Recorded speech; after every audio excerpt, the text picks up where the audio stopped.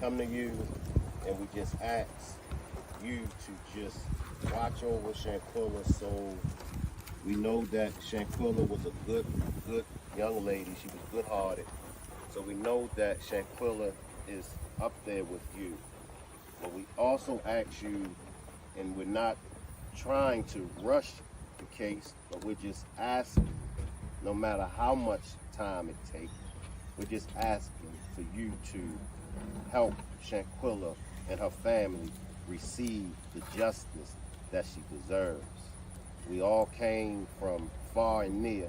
We came from different states to pay tribute to the late, great Shanquella Robinson, to show Shanquella, her family, and the rest of the world just how much support Shanquella has. Some people try to muddy and make it seem like she was a bad person, but most of us and all of us know the truth, as well as you. So come to you in the name of Jesus, and we just ask for your forgiveness, and also watch over all of the supporters from the Rock Squad that have traveled here to pay tribute to Shanquella. Watch over everyone on their way back home. Make sure that everyone has safe travels back to where they live. Amen. Say her name. Say her name. Shanquella. Say her name. Shanquella. Anything that anybody else would like to say before we release the balloon?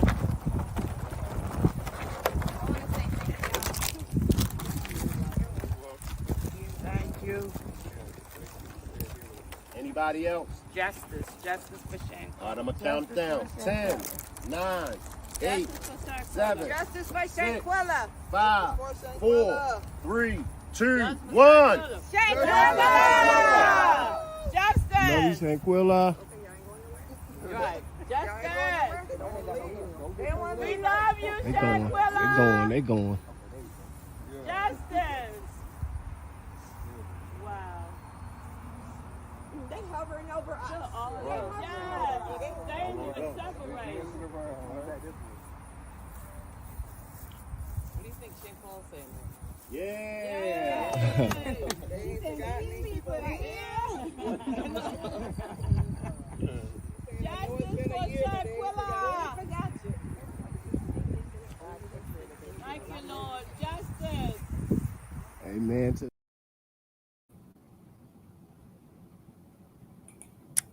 Blessings, everybody. Blessings. I want to welcome everybody to this early morning demonstration. I'm on the backup channel, Shank Rock Films. For everybody that's on the main channel, come to the backup channel, the Shank Rock Films. I'm going to drop the link for y'all, but if y'all could just come out of the main channel and come on over here to the backup channel. We're 75 subscribers away from the backup channel being monetized. So I'm going to do this demonstration over here. So if I could get everybody to come to the backup channel, Shank Rock Films. I want to welcome everybody to this demonstration celebrating the late, great Shanquella Robinson birthday with family and friends. Before I get started, if I can get you to hit the like button as well as subscribe to the channel. Blessings to everybody that's catching this on the replay. Blessings to everybody that's watching from the clouds. Blessings to my moderators. Blessings to my troublemakers, my bartender, and my angels. Blessings to the whole Rock Squad. Let me salute individually. Once again, I need everybody to come on over here to the backup channel. I think we got still about 20 or 25 people over there on the main channel. Blessings, 80s, baby. Blessings, Tansis. Blessings, Marie. Blessings, the full life.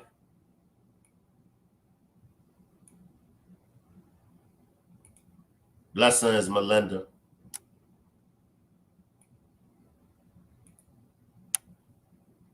Blessings, Leslie. Blessings, Spoken Facts. Tracy. Blessings. Netta Girl. Blessings. Blessings, Jen. Blessings, Jennifer. Appreciate you for pulling up. Blessings, Jennifer. So last night they had the birthday celebration for Shanquella. It was the sneaker ball. Everybody, regardless of their attire, everybody was asked to have on some sneakers. Me and Miss Parker attended the sneaker ball, and it was wonderful. It was wonderful. As always, Miss Salamandra and Quilla, they were both in good spirit. They wasn't letting anything get them down. That's me and Miss Salamandra. And I just want to know, where do she get her strength from? Like I said, every time that I've met her, she always has that smile on her face. Where does she get that strength? That's her and Miss Parker. I mean, it was very, very, the event was very, very nice. Very, very lovely, y'all. When I tell y'all that event was very, very lovely, it was very, very lovely. They really did it up for Shanquella. It was a big turnout. The food was good. As always, the music was good. It was a very, very nice event.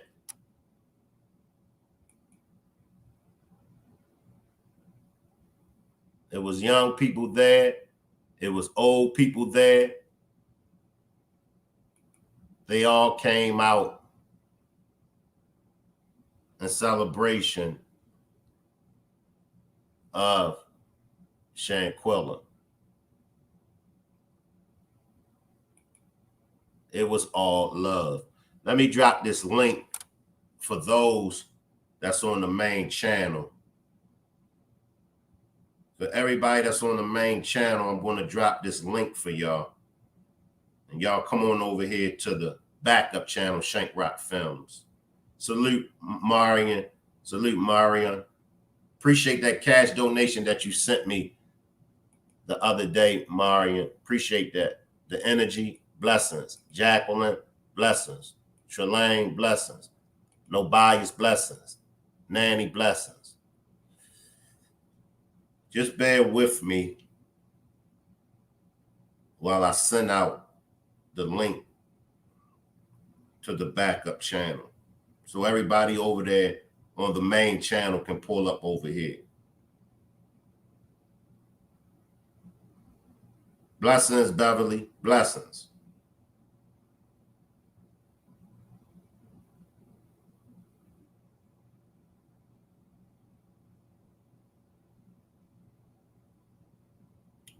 I'm coming, y'all. I hope everybody's Sunday morning is going well.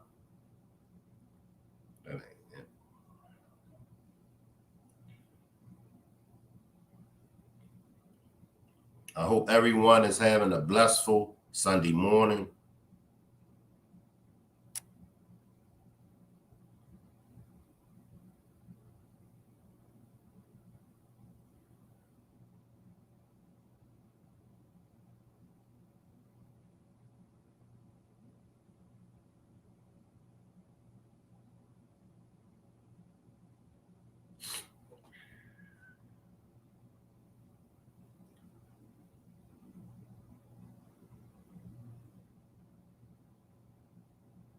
Okay, so for everybody that's on the main channel, click on that link. Click on that link that I dropped in the chat, and it'll bring you straight on over here to the backup channel. We're only 75 subscribers away from the 500 mark to being monetized. So Jennifer says, I forgot I was under my other account. Right. So as I stated before, me and Ms. Parker had an opportunity to make it to the sneaker ball celebration for Shanquella, and it was lovely. You know, it was lovely. And what I want to do with this demonstration, we could talk about the case. We could talk about the case. I don't mean us talking about the case, but I want us to talk about, well, first, let's start off with a celebration. Of course, I can't play no music, but I want us to, let's talk about what Shanquella Robinson means to you, as well as a year later, how are you feeling about the case, and just some good things. And even though we didn't know Shanquella personally, we never got an opportunity to meet Shanquella personally, but what were some things that you all remember about Shanquella, whether it's the pictures, whether it's her voice, regardless, whatever it is. And some of y'all might have known Shanquella personally. But let's just chop it up. Like for me, I always resort back to her smile. I always resort back to her face. Like she had a beautiful smile. And then even in the videos that we hear, the audio that we hear, because we never saw her in any of those videos, but we did hear her voice in those audio clips. And for me, you could just tell that she was such a free spirit young lady. Like you could tell she was the life of the party. You know, she liked to clown around and stuff like that. Now, for me, I grew up clowning. You know, I grew up clowning people. And of course, I grew up people clowning me. And even to this day, y'all can still, the people still clown me, you know, and I clown. So for me, I can take a joke. I can take a roast. But it just seems like, you know, she was more of that type of person. You know, she was, you know, living her best life. She just seemed like she was fun to be around. And, you know, she was just happy.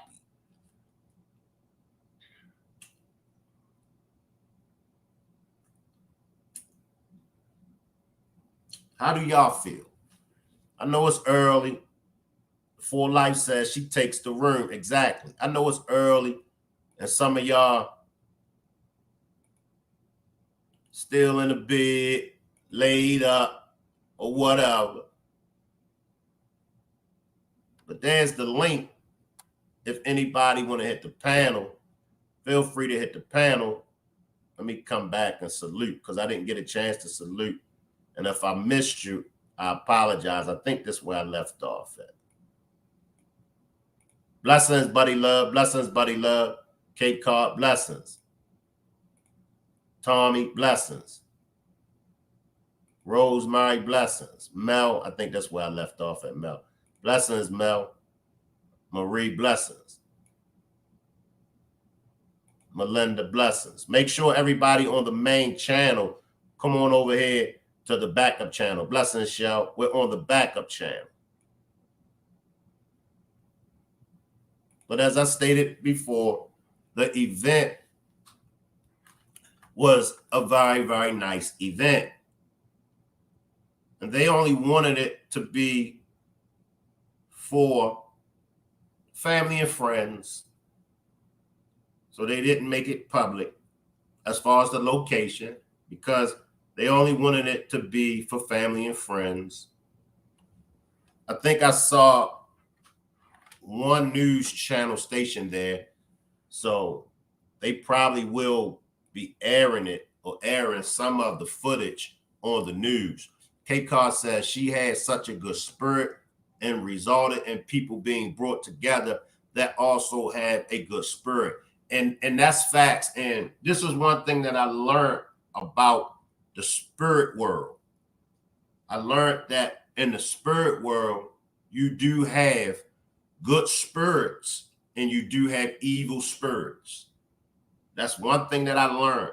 Now, I'm not big on the spirit world, but I do believe that the spirit world exists.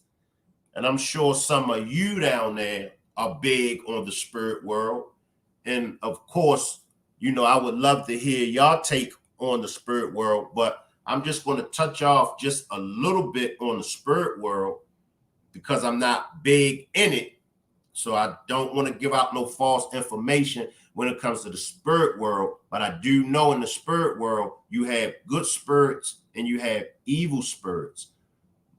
Marion says, I'm at work. It was her smile for me too. That brutal attack broke my heart. I saw it on the 15th of November. Exactly. So in the spirit world, you got good and you got evil. And evil spirits hate to see. Evil spirits don't want to see good spirits winning, good spirits happy. Evil spirits want those good spirits to come on the other side and join them and be evil just like them.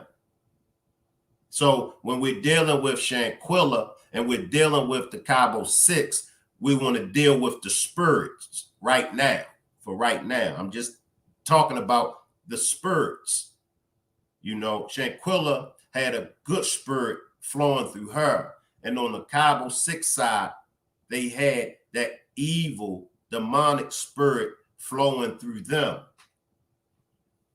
And they didn't want to see Shanquella happy because the worst scenario, let's say if it was a mistake. If it was a mistake, a good spirit person would stand up and accept accountability. I want y'all to stay right there with what I just said. I'm going to go to a comment. I said that a good spirit person, even worse scenario, even if it was a mistake, let's say they made a mistake. Let's say they did not mean to delete Shanquella. A good spirit, if they had a good spirit in them, they would have stood up for what's right and accepted accountability. I'm going to come back to that, y'all. Shell says, I believe in spirits. I recognize spirits, but I don't mess with spirits and I don't encourage spirits, if that makes sense. That's good. That's yes. And I don't do it either. You know, I'm aware of the spirit world, and that's as far as I go. I'm just comfortable with being aware of it. But you do have some out here that do cast evil spirits. That's not my cup of tea, but I'm aware of the spirit world. I'm with you, Shell. Leslie says, for me, her loving spirit and how she brought all us together in love. That's facts. See, that's what good spirits do. That's how you could separate the good spirits from the evil spirits. You know, what was your effect on other people's lives? What kind of effect did you have on other people's lives? What's your spirit? See, right now, you're only looking at my flesh, but you know the type of spirit that I have by what? By my work, by my actions, and what I do for the people, and how I bring people together on that mission. So it's the same way with Shanquella. Look at the people. Look at all of us that she brought together. That was a good spirit person. Salute, Sages. Salute, Marie says, Shank on this day, Shanquella's spirit, and it showed that Shanquella see us keeping her alive. Facts. The Four Life says Shanquella spirit walked in front on her. Yes. Yes. Tanza says Shank WBTV has it on their channel. I sent it to you. Okay, great. Tanza, if you could post it in the Facebook group, and then after this demonstration, everybody can go and check out the news clip of the sneaker ball. Y'all can check that out on the Facebook group, Justice for All. I appreciate it, Tanzas, if you could do that. So I want to come back to the spirits. Worst scenario, as I stated, the worst scenario, not the worst scenario, my bad. Let's use this as an example. If they didn't mean to delete her, let's say and it could be facts. It could be facts. Let's say they didn't mean to delete her. Salute, Sophary. A good spirit person would have stepped up and took accountability of what happened to her. Sadie says she was a lovely person. I was heartbroken when I watched the video on Twitter. We all was heartbroken, Sadie. But in the spirit world, you got these evil and demonic spirits. Now, we know the concierge stated, now, I'll ask y'all if y'all believe the concierge when he made this statement. The concierge stated he allowed them to use a room to, comfort, mourn, and, take a minute, I guess, to get themselves together. But he said that he heard them and they laughing. Drop a 1 if you believe that the concierge was correct what he said, that he heard them and they laughing. Now, if they were and they laughing, those are people that have evil spirits that's dwelling in them. Now, here comes a question for all of us, even myself, because I have to look at this now. Salute, Melanie. Blessings, Melanie. If a person has an evil spirit, does that clear, or whatever actions that a person with an evil spirit has, does it give them excuse? Can we say, well, so-and-so is a sinner, and so-and-so does have an evil spirit dwelling in them, so-and-so should be excused for their actions? Because some cases people use mental illness. Some cases people use an individual's upbringing. Some cases people will use, they were under the influence of narcotics.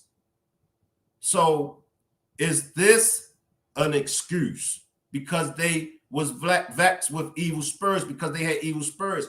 My opinion, honestly, I don't believe that should be used as an excuse.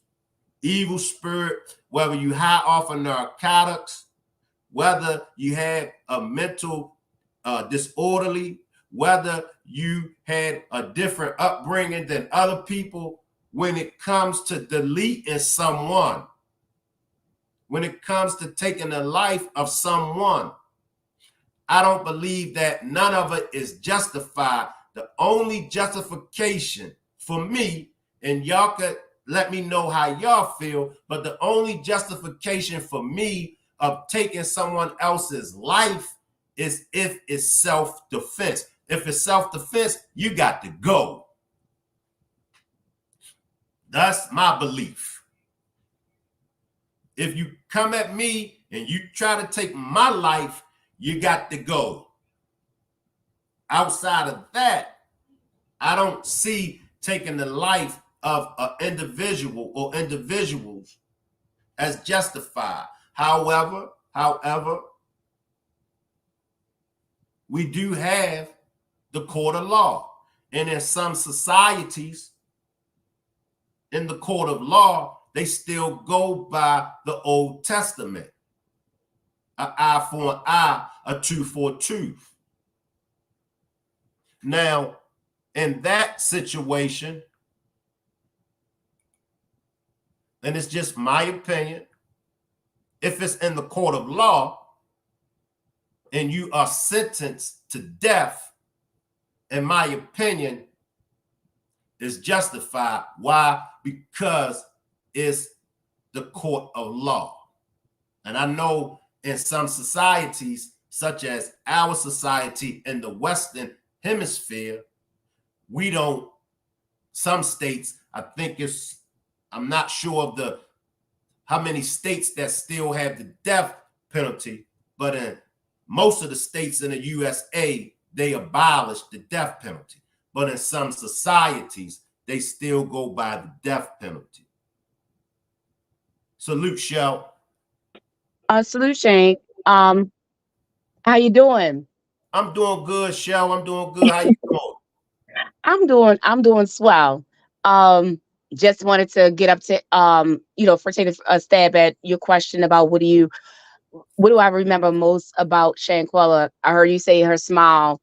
Um, what I remember most, and I didn't even know. It's weird how in my mindset, I'm like, I remember. I didn't even know. I feel like I've known her because I've looked at so much, about her, read so much about her. If it seems like she's a person that I personally knew, but I didn't. But out of all the things that I've seen and read, I think I remember the most is that Shanquella was always ready and welcome to have a good time. I would like to see little stuff where she's wherever she throw that arm up when the music come on. She was ready to party all the time, and that's what I remember most about her. She was always ready to party. Wherever if the party was there, that's what she was just like ready. She wasn't shy about, expressing herself, whichever way it need be. Whether it's a good time or, well, mainly good. That's the only thing I've really seen, just her having a great time and not, not afraid and not shy and to live with no limits. So if I were to say what I remember most from what I've learned about her, that would be um my perspective.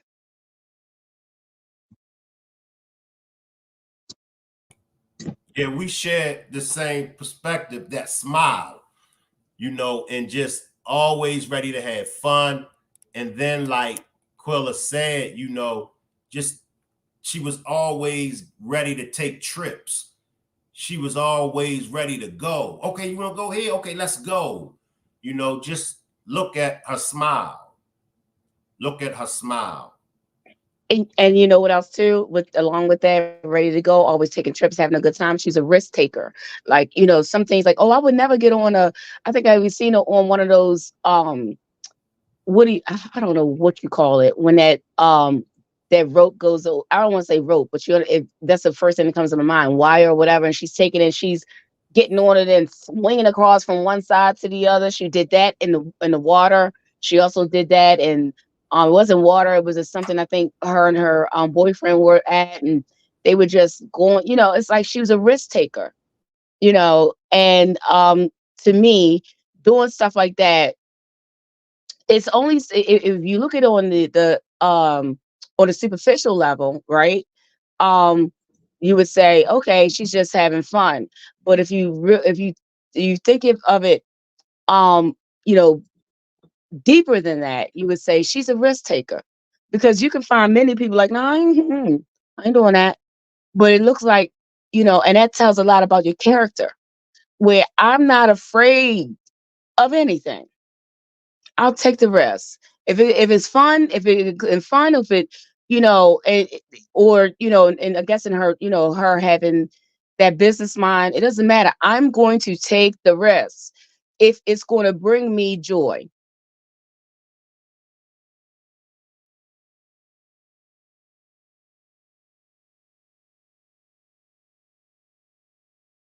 You there, Shank?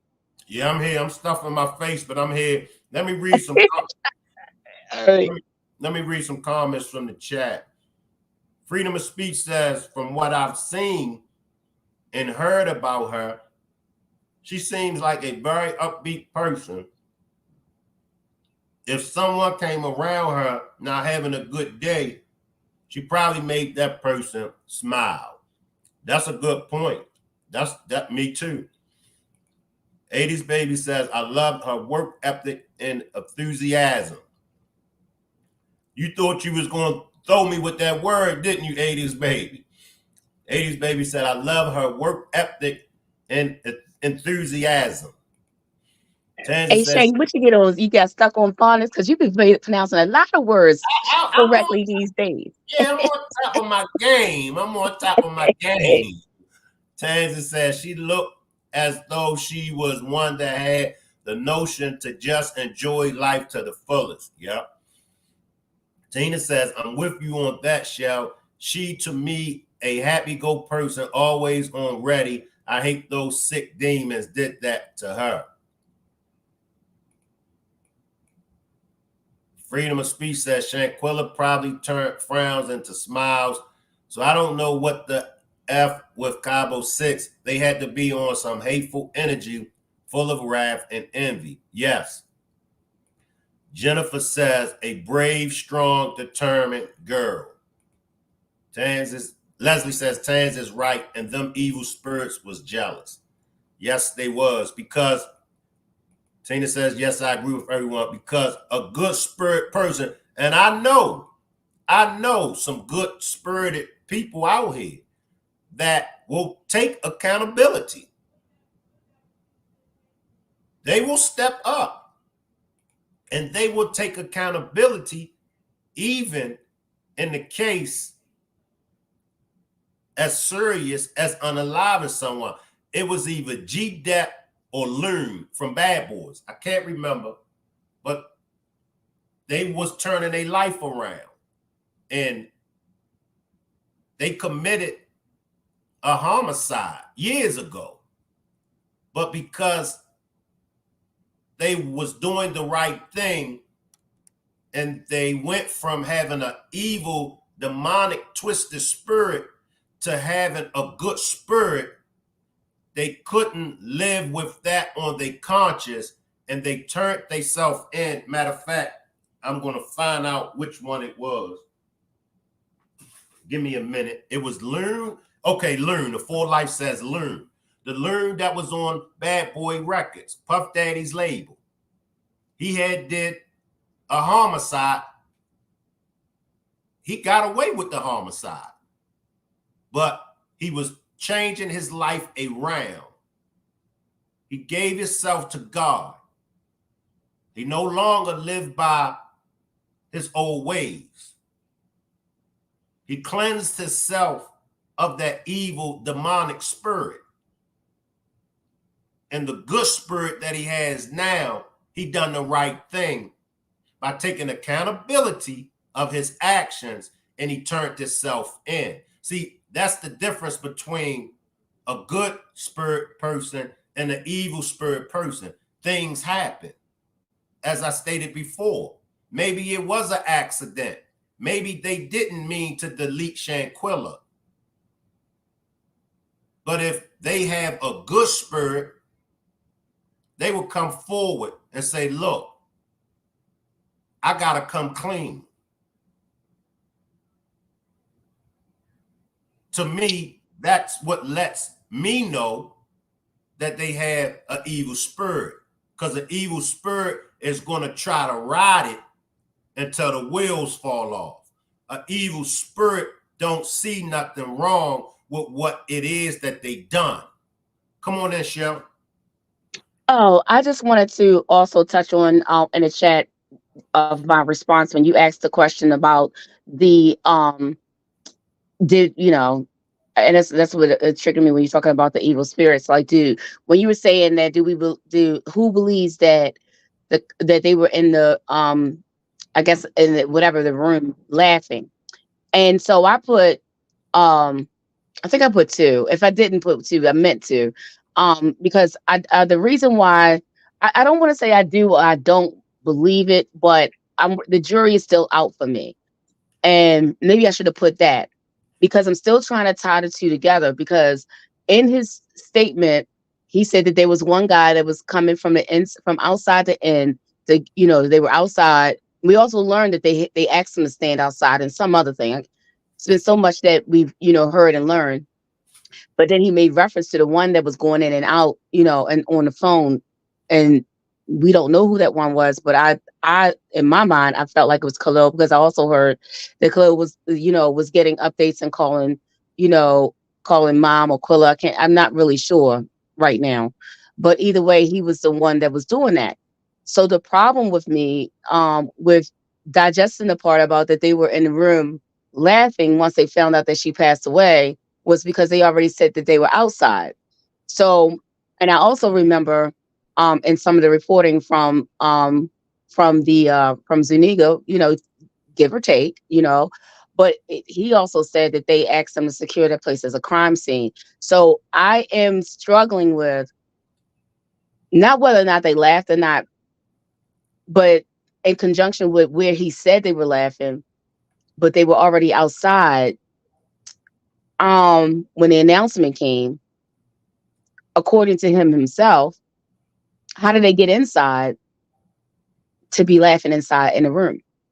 So that's the part. Like, and I'm not saying, oh, well, then they say, oh, well, everybody come inside, when they already put them outside. And normally when it comes to like whether it was crime or not, you know, normally it takes a while for them to allow people to come back into the area of the deceased body. So again, the reason I said what I said was not because I don't doubt whether because I don't. It's not that I do or don't doubt that they were laughing, but where he said they was laughing doesn't add up to me yet. If that makes sense. That makes sense, Shell. Freedom of speech says, so do you think one of the Cabo will come around and do the right thing, at least speak up? Do I think one of them will come around? Eventually, they will. Eventually, they will. But Shank, hey, how about this though? Let me ask you this. What if, because we don't know, what if one, or at least one, did come around and say it, but the science, according to the FBI, the science doesn't I shouldn't say constitute, because I don't believe what their end result was, but what if the science doesn't what if the science doesn't get, is not, as even though somebody says something, they don't have the science to support it. So then they're saying that their science doesn't show that it was a homicide. That's what they say. My belief, my strong belief is that Nazeer, I believe that Nazeer spoke with the FBI. I believe that whatever it is that Nazeer spoke to the FBI about, I believe the FBI instructed Nazeer to not speak on it. That's just my belief. I do believe out of all of them, I do believe if it's any of them, and I do believe it's Nazeer, because Nazeer got there the next day. Let me come back to Nazeer. Let me read these comments. Leslie says, Shanquella didn't meet no strangers. Shank, if someone didn't mean to hurt someone, they would not go hiding and dodging when approached by someone trying to get what really happened. Those idiots are evil and should be in Mexico prison. Salute, blessings, spoken facts. Jimmy, salute Jimmy. Jimmy says, good morning, Jimmy. Now, when it comes to Nazeer, because if I got there the next day, you call me a snitch all you want to. But if I got there the next day, and if I was put in the predicament that Nazeer was put in, I'm telling. Say it again. You better bet it. I don't care.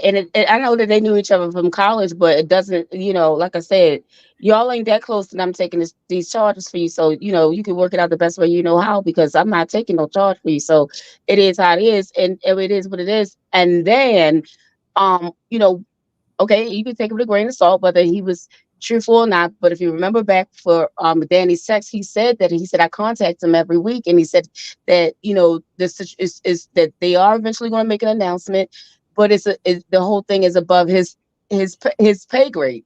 So he said, well, we wouldn't believe it or not, but if we want to believe it, he told us that he pretty much said he contacts the FBI every week. So my thing is that if he's contacting them every week, um, whether you believe that whether you believe that he did or he didn't, but I believe that what he was conveying that I told whoever he did call him every week or not. But what he's saying is because my thing is that if you told anything otherwise, right, then what are you calling him every week for? I'm not going to call a cop every week or FBI every week, right, to see what the results are if I didn't tell. That's just my view on it, you know. And then you could always say, did he tell the truth or he didn't? I don't know if he did or he didn't. All the only thing I know is that he told something. And he's looking to see what is the end result.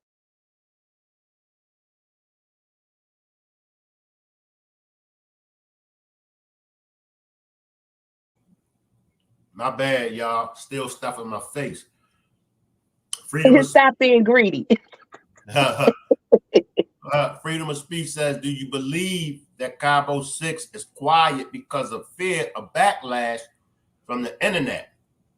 Nazeer got ate up by the internet. I do believe that way, freedom of speech. I do believe that because no matter what Nazeer said, even the audio clip of Winter, which I believe that that's Winter, but we just look at Nazeer. Nazeer got ate for dirt. He got ate for dirt. Salute, DJ. Salute, Demon Time. I see you down there. Salute. So I do believe that that's why they ain't come out, because they did try to come out and speak on it. Nobody says more recent, my thoughts from around and question what was omitted and what was covered up. $2 million worth of questions. Excellent point. No bias. Thought. Right. That's an But excellent point. Go ahead, Shell. Go ahead. well, remember, to No Bias's point, I'm going to tell you what my thought was that when Sue Ann says they lied by omission, I always thought that it was twofold. One, you omitted they omitted what really happened when they were in Cabo. So therefore, I mean, if you put it in Cabo's terms, even though I don't believe that, but if you okay, so you want to tell this lie, but so you're going to pay for this lie. Y'all told them a lie. That's why they let you out. But I don't believe it happened that way. But if since you want to make it that way, I'm gonna find how you legally was wrong for that. Then when they came home, then to talk to Miss Salamandra, then they lied by omission. Then pretty much trying to send them on a dummy mission, knowing that there was more to it. And if the earliest you get to the truth, the faster you can get to the truth. But if you want to derail things and you know what really happened, you're telling something totally different. Because remember, they said, even the sisters said that when asked, they said, well, was it a fight? And they said, and remember Quilla said that's how those are terms that these younger ones use. No hands was thrown. So again, so is it the lie by omission by that? Because then you delay justice by telling a lie. So I always thought that was a lie by omission, but that's just an assumption myself. I don't know, but that's what I attributed the lying by omission from was one, you lied to the medical personnel and not tell them that there was a fight. So therefore they just believed that she was drunk for some odd reason. even though I know they know that's not true. But at the end of the day, all right, well, whatever, we're gonna get you on your lie one way or the other, one lie or the other. And then when you came home, you lied. So I was always thinking that was the lie by omission. That's a good way of looking at it, Shell. That's a good way of looking at it. Tina says they should not be scared because they wasn't scared when it happened. Freedom of Speech says Nazeer became a model for Cabo 6. People are more mad at him than they should be for DJ and Khia. Those two are the worst of them. And that's facts. That's facts. And I want to touch off on that because Nazeer, as I stated before, Nazeer is everybody. Nazeer was supposed to have done this. Nazeer was supposed to have done that. Nazeer didn't do this. Nazeer. Let's come in real time. Let's not play with this. And let's come in real time. If Nazeer did not travel there with Shanquella, and it's no disrespect, but if Khia traveled to Mexico with Shanquella, if Khia was the BFF, if Khia took trips with Shanquella and her family, and Shanquella took trips with him and his family, if once upon a time Shanquella lived under the same roof with Khia, if Khia is the one that contacted Miss Salamandra, no one else, according to Miss Salamandra, out of the Cabo 6, only Khia is the one that contacted her and spoke with her. That's who should have stayed. I mean, let's narrow it down. I know we are all in our feelings, and I know we feel some type of way about all of them. They all should have stayed. They all should have did this. They all should have did that. But let's be realistic about it. Malik didn't know Shanquella. He didn't know Shanquella. So his accountability is going to be completely different from everybody else. Put yourself in Malik's shoes. If you was Malik and somebody was unalive, somebody was deleted on your watch, you ain't know this person. You can't convince me that you would have stayed over there. You can't convince me. However, Khia definitely should have said something. Khia, when he got back to the States, once again, I don't know the situation that they were in over there. It all hasn't come out yet, so I don't know. But I'm speaking on when they arrived back home. Now, if Khia didn't have no part in it, if Khia was innocent, when Khia got back home, that's when Khia would have came clean. A good-spirited person, when they got in the position to come clean, when they got back to the States, he would have came clean. Unless he had some kind of involvement in it. Unless, as our great Squeak says, unless he was a part of the play. Now, if he was part of the play, of course. Now we got to look at Khia and we got to look at Nazeer. Out of Quilla's mouth. And for a long time, a lot of people did not know Nazeer spoke with Khia for a long time. To this day, a lot of people still don't know Nazeer spoke with Khia. See, now she did say they don't know whether or not to believe him, because I want to give it all. I want to put all the information out there. I don't want to hold no information back. She did say they don't know whether or not to believe him, but she did say, out of all of them, he was the only one that was more willing to talk to us. And she also said she told him to take it to the FBI. She said, I told him, why you tell it, take it to the FBI. That's what she told him. And then I want to backtrack on the other thing, which I would like to know well, like take for instance when I remember them saying that Khalil said, "Well, I'm just gonna come on back home." When he was there. So when he said he was coming on back home, what was it? What happened after that? Mm. He said he told them he was coming back home. He told them that he was Mm. coming back home. So then when he said he was coming back home, what was it? What was it? What was the response? Mm. Because me as a parent, and it's no shade, but me as a parent, I'm like, wait, you gotta stay there because you know, and then too, like, I'm just saying, like, did they ask him to stay and then he still didn't? Because if they asked him to stay and he still didn't, that and we talk about spirits, that's an evil spirit. Because I want to say the first instinct would be, which I'm sure that they did say, although we didn't hear it, but in my mind I'm envisioning that they probably said, "You got to stay." You know, I don't. We don't speak Spanish. You're the only one over there. You stay. So I bet you that happened, but I don't know what happened. I don't know that it did because we've never heard the ending of the story. I would like to know that. Like, what did he say? Because I'm sure somebody asked him, listen, you gotta stay because you all the way over there, we all the way over here. We need some type of intermediary, or maybe not know specific words, but I'm sure that I'm hoping that happened. I mean, and it's probably 99.9 that it did happen because he's the BFF. Hmm. He's Hmm. he's the one that's been contacting Miss Salamandra. He's the one that they got the open line of communication with. Khia, not Nazeer. They don't got the open line of communication with Nazeer.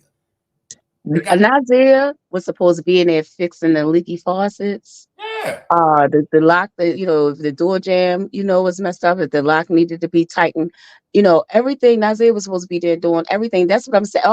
And I say that in the lightest sense that I don't mean to, but only thing I'm saying is that it seems like all the responsibilities and all the things that needed to be done, Nazeer should have done it.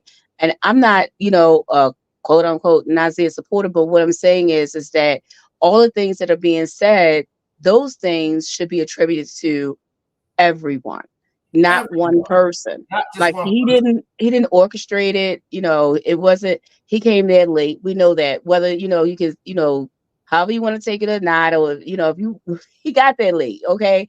And one thing for sure, and two things about Danny, she ain't about the foolishness, okay. Because she did it. That's what they said. Okay, we're like, oh well, in real life, nobody should be able to do that. Well, guess what? It's a lot of stuff people shouldn't be able to do, but they do, and it happened. And I'm gonna tell you another thing too. Like I have personally called about flight information. Before I even knew you could just go get it online. I've called and said, listen, it's a flight. They give you that. They probably won't now. Because of certain stuff that's happening, or that particular airline probably has been on alert.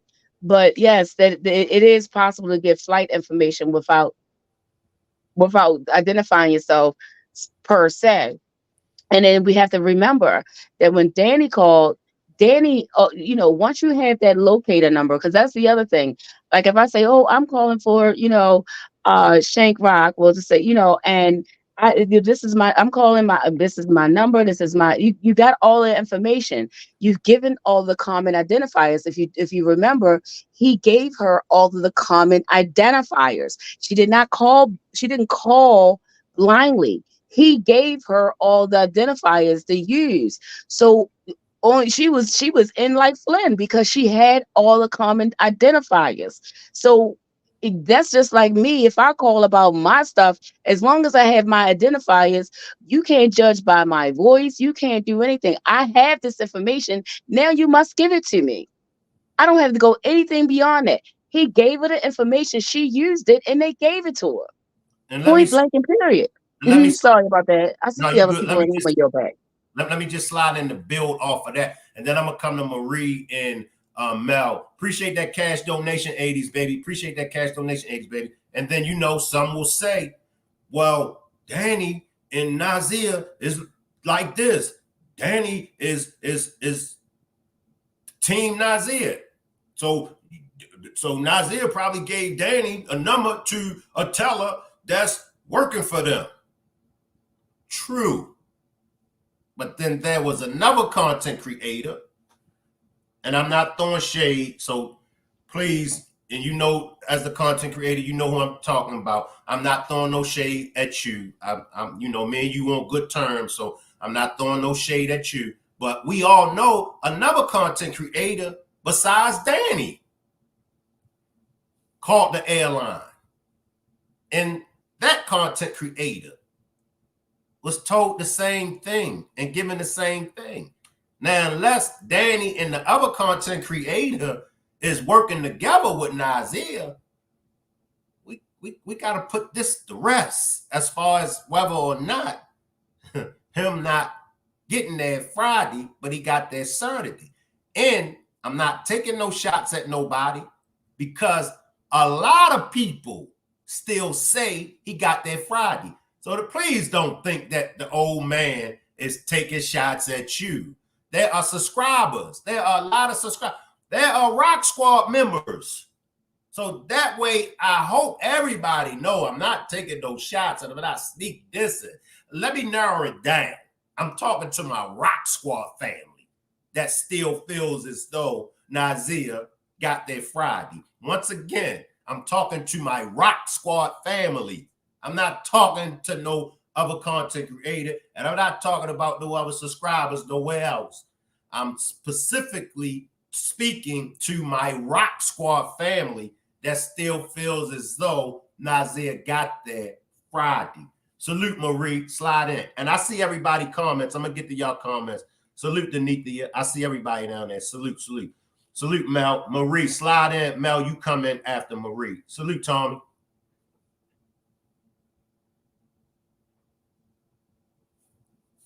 Salute, Marie.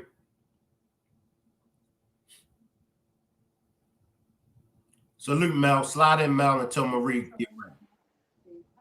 Okay, salute Shell, salute Marie. Salute, I just Bell. came up. I wanted to go back to what Shell was saying earlier about with uh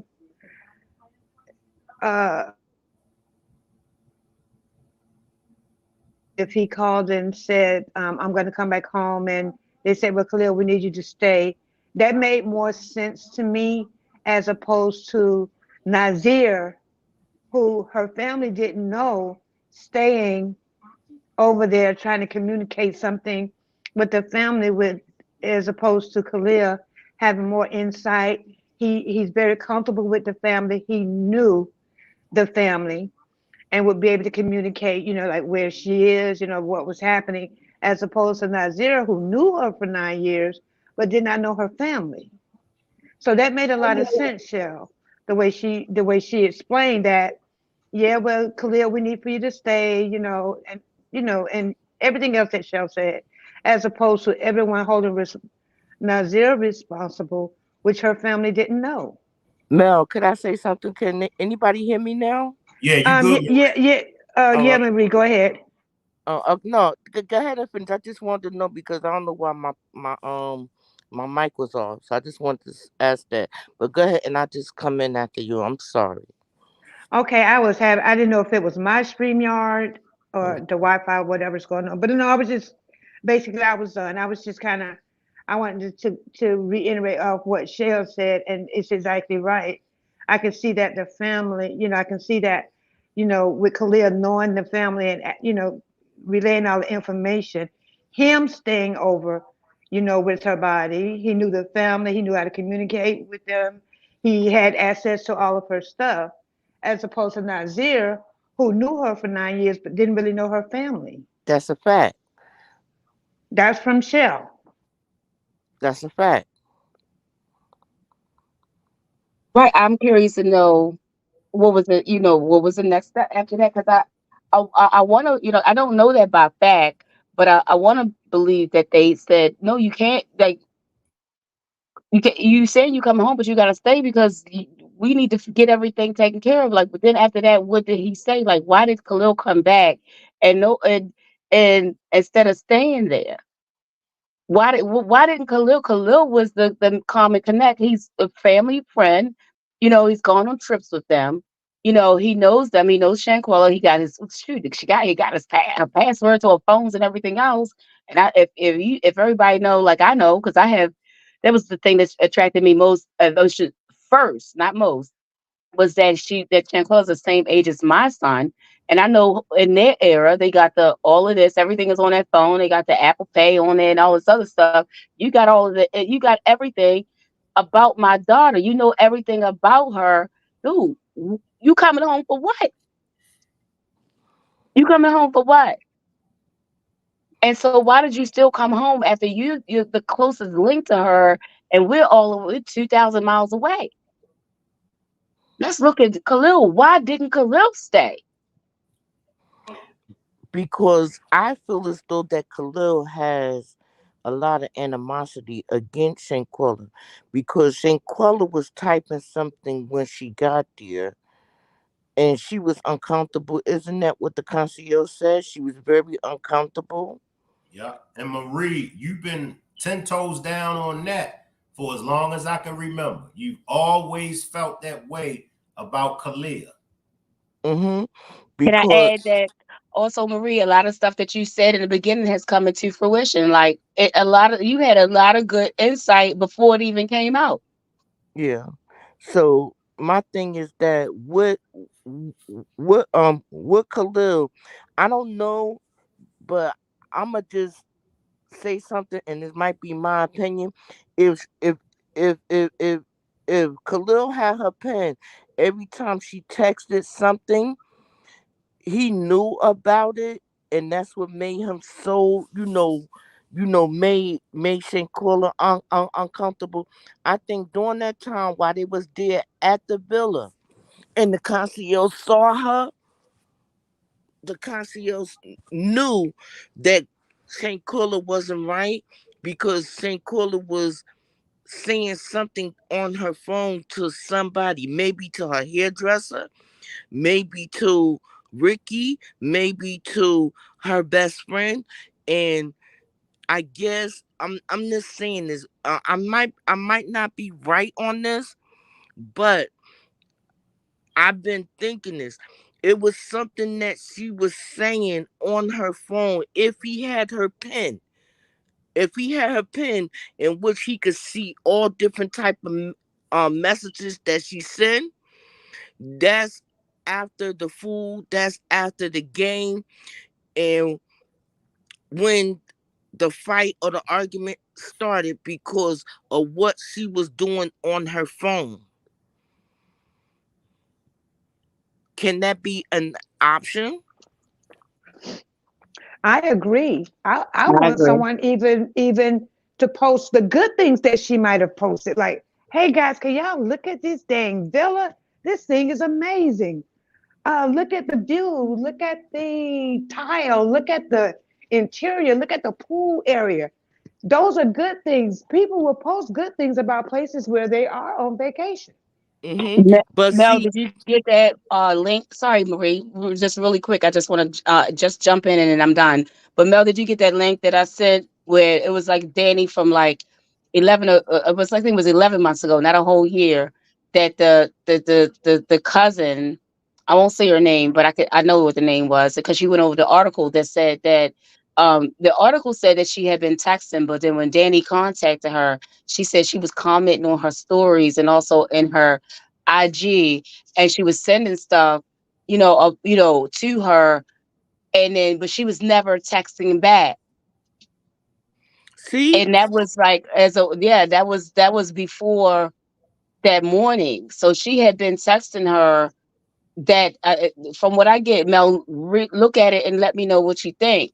But her, I'll send it to you privately because I don't want to say anyone's name, But if you look at that one that I sent, she she was in contact, she was trying to contact her under her stories and I think in IG, but she wasn't getting a response back.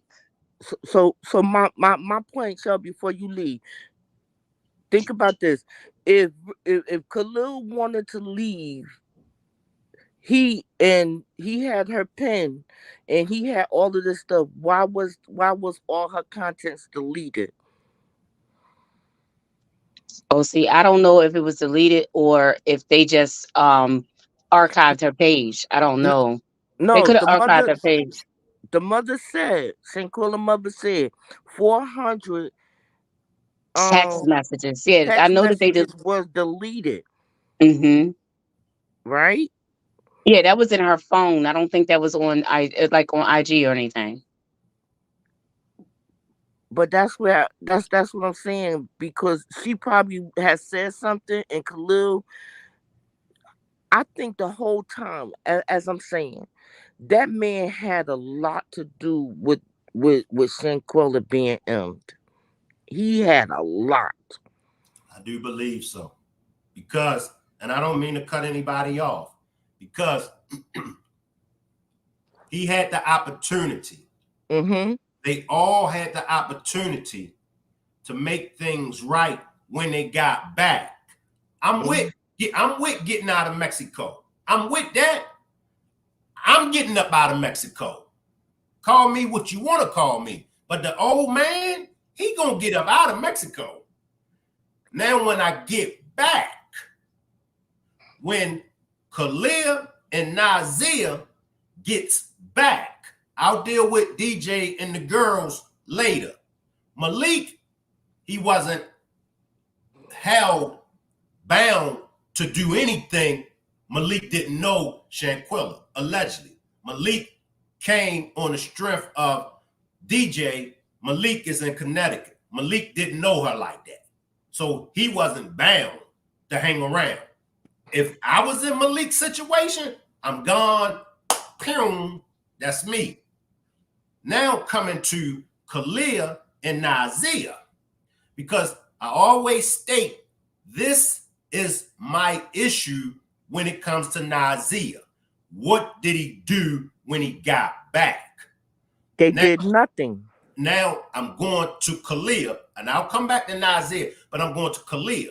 Now, starting out, Khia pushed the alcohol poisoning narrative to her mother.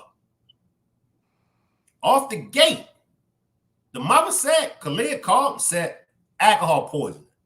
What was that about? If you supposed to be the BFF, what was that about? All right, somebody got some pistols up to your head. Okay, that's the worst scenario. All right, they got pistols up to your head. You try and get out of Mexico. Okay, push this alcohol poison narrative and we'll let you go. All right, it was alcohol poison. All right, now you up out of Mexico. You're back in the United States. Now, if you had a good heart, if you didn't do nothing, if you wasn't running the play, because for Khia, he was either the mastermind running the play, or either he put hands on her too, or his jealousy and envy of Shanquella didn't allow him to stop it. But what did Khia do when he got back? According to Miss Salamandra, he came over first by himself, reported to her it was alcohol poisoning. He come back a second time with the girls, 2 girls. According to Sue Ann Robinson, when I interviewed Sue Ann Robinson, I asked who all came to speak with Miss Salamandra. She said Khia, Winter, and Dejanay. You right there with the main aggressor that we all saw in that video attacking Shanquella. Also, the other young lady that hundreds of people have said they saw footage of her putting hands on Shanquella. You right there with both of them. And you are still pushing alcohol poisoning after they questioned you and the girls and said to y'all, we heard that y'all was over there putting hands on her. You lied. So for me, Khia is public enemy number one. Now, once again, like I said with Nazeer, I get it, bro. I get it. You walked into something. I'd have done the same thing you done. I'm keeping it 100. Y'all call me what y'all want to call me. I'm a full-grown man. I'd have done what Nazeer done to get up out of there. Let me backtrack because some feel like Nazeer put hands on her. I can't say whether or not he did. Now, I wouldn't have put hands on her. Let me clear that up because y'all know how y'all are. But as far as to get back and not say nothing while I'm over there, I'm getting back home. Now, when I get back home as Nazeer, what do I do? His mother said he talked with the FBI.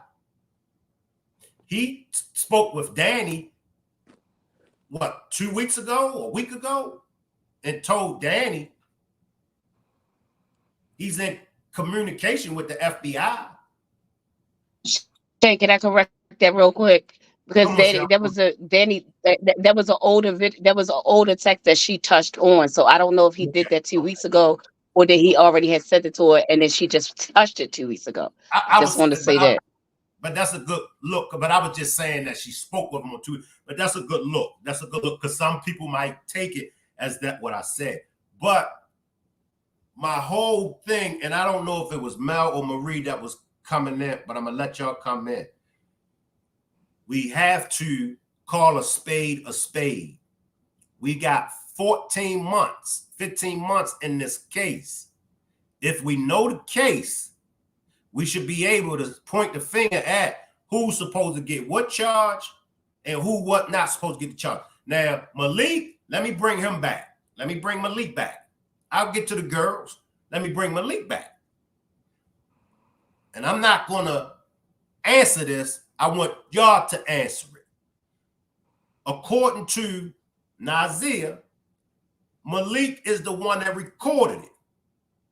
9 out of 10 people feel the same way Nazeer stated. 9 out of 10 people feel that Malik recorded it. Was Malik wrong for recording the attack? Hold tight. If he didn't record it, we wouldn't have never known, or we wouldn't have never seen hardcore evidence that she was attacked. So before y'all answer it, think.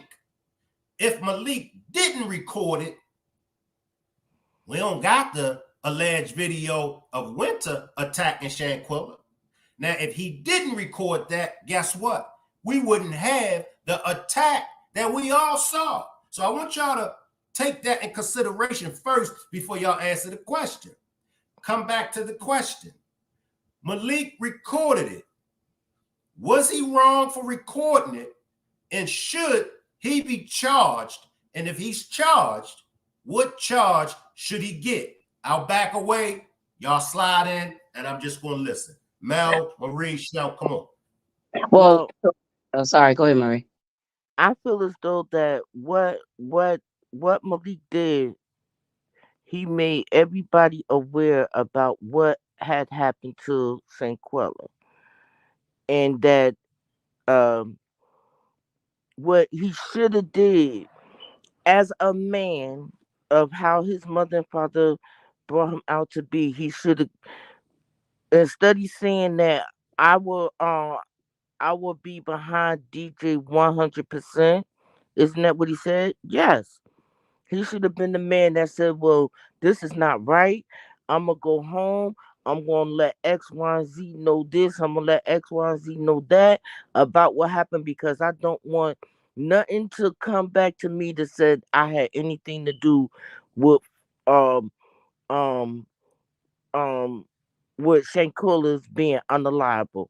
That's one. And for two, as of Khalil, I think he had everything to do. He knew exactly what was going to happen, how it was going to happen, and the way that it's supposed to go down. Because of money problems, envy problems, jealousy problems, and that he is a coward. He is a coward. And he called himself Shanquella's best friend. He never was. He sat up there and laughed and grinned in Shanquella's mother's face. He sat up there and grinned in Shanquella's sister's face. He sat up there and grinned in Shanquella's face. All that time that they was out going on vacations. That man was so jealous, but Shanquella did not see none of that. She thought as Khalil was her best friend. She felt safe. That was the reason why she went on that trip.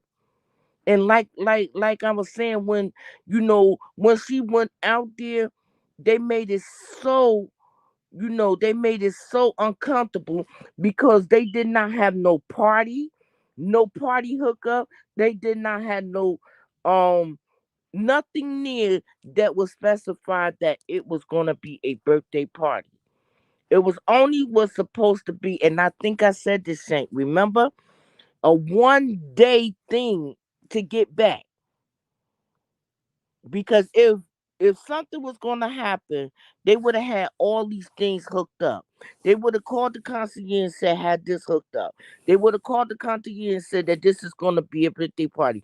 The concierge would have said, soon as Shanquella and two of her friends got there, oh, so this is going to be a birthday party? Because I'm sure, Mel, Shell, if you're going to have a gathering, the person that's own a business will announce to you, oh, so we having a party, and this is what's going to happen, and this is how it's going to happen. What do you need me to do, right or wrong? Could I get a right or wrong about that? The party thing, I just want to interject on that. I think that she did plan a party because if you remember on the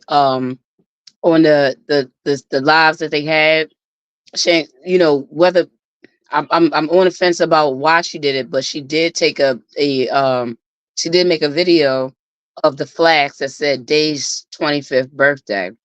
So if Dejanay had flags made for that occasion, I mean, I think, I don't know if Coffee Girls like, I always thought that like the party, like the balloons, the cake and everything is kind of, it's kind of hard when you are in another country then to get like cakes, and you can't bring a cake with you. You would have to get that made. Um, then on top of that, if she planned anything else, like balloons and everything else, by her flight being delayed, it would be hard to get those and get to the villa in enough time. But she did have flasks, custom made flasks about her birthday. but So but I understand what everybody else said, but I just think that she was planning to have a birthday celebration, although timing and Aqua's and then the flight delay may have impeded on that. I could be wrong, but if I don't see getting personalized flasks made and not planning to have a birthday party. That's no, just my opinion. yeah, but what I'm saying is that it would have been announced at that point of what's going to happen with with the person that with the concierge. He would have said that first. It was not even said. Only thing he said was that there was two people that came with one that he already know, which was Shanquella, and two other people. The other ones like DJ and um Elise and Winter, they DJ said that she's gonna be late. Then she said that she's gonna go to a party. I mean, she's gonna go to the store. They was already scheming. They was already talking. They was already trying to do whatever that may come. But the concierge would have said that, what do you need me to do? How do you want me to set up? Or is there anything that you want me to do? Or y'all gonna have a nice party, this and that and the third. It was not nothing never had said. So as I think that it was supposed to be a thing that they go in, have dinner, sit down, talk, whatever, and then the next day they gone. It was no set up. It was nothing that was never said about a party to the concierge, or the concierge said anything about a party. So that bring a red flag to anybody and everybody that actually will hear this conversation. Yeah. Well, one thing I want to beg to differ on Marie on that statement is that, first of all, when we kind of made still shots of the area where they were having the chef, there were several drinks there. There were like, I think, 6 red drinks, 4 yellow drinks, 2 green drinks, plus they had drinks on the table. Now, Mm. the one thing that the concierge did mention about his meeting with Shanquella was that she did not seem a part of the party atmosphere. That is what he said. He did mention it as it being a party atmosphere. So there was something that led him to believe that they were actually having a party of some sort. And then that was one thing I had to try to think of things in my head as they go along.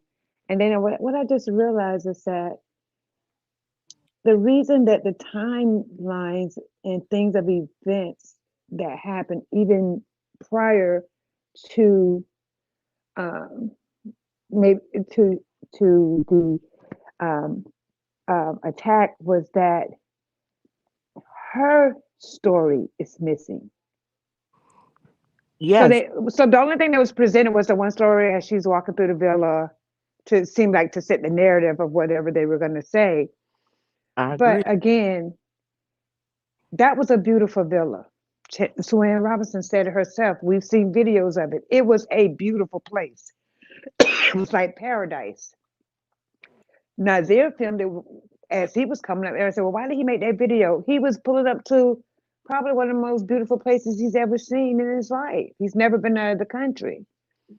So I can imagine her coming up and be like, whoa, even making, videos to post them to her story about how beautiful the place was.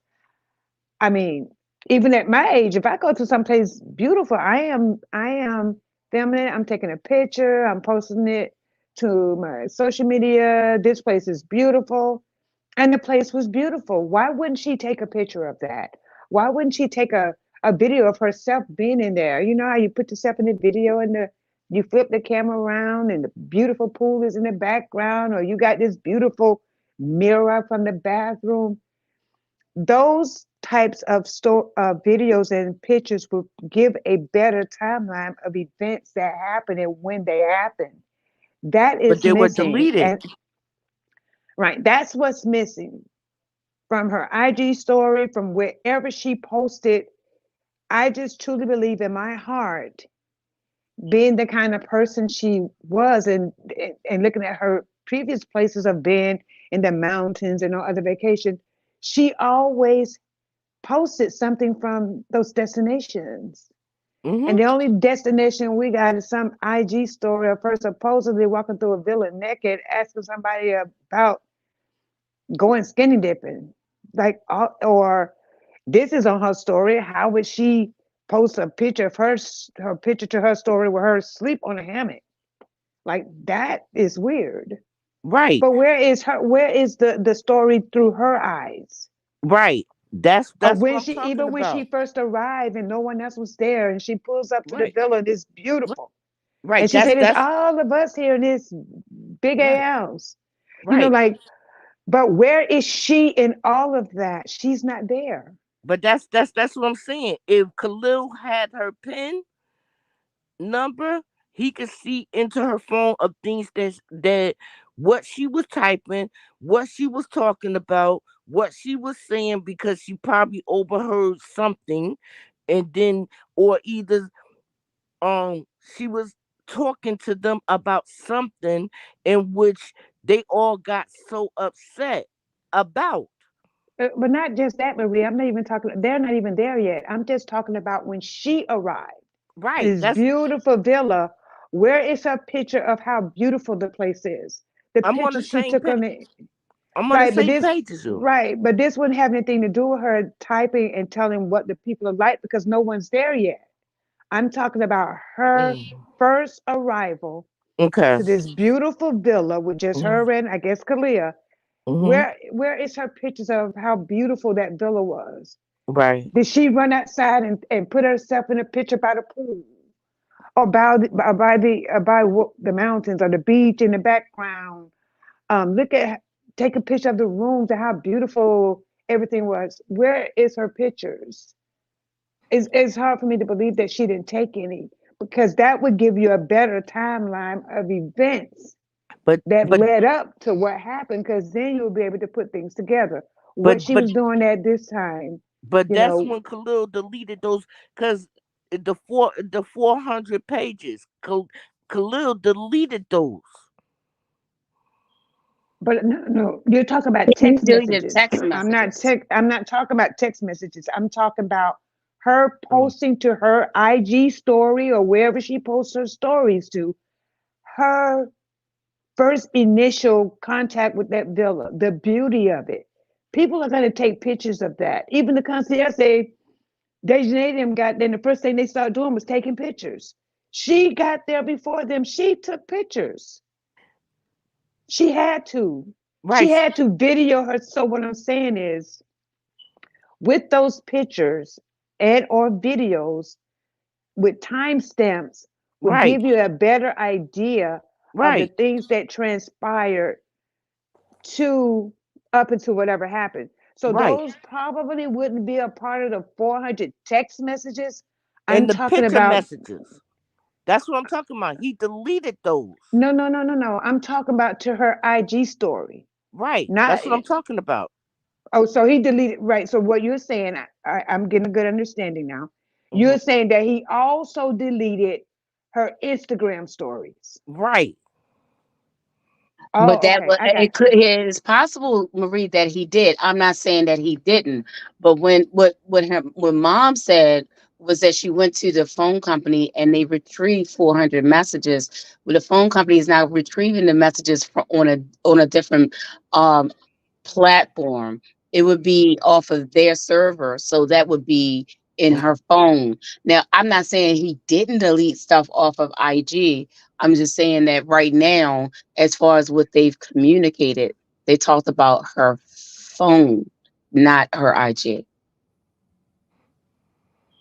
I don't know because I don't know nothing about technology, but the way I'm thinking and the way I'm feeling, that in order for them, for Shanquella to tell her story, I think her pictures, I think everything that she had done during the time when she got there to the messages.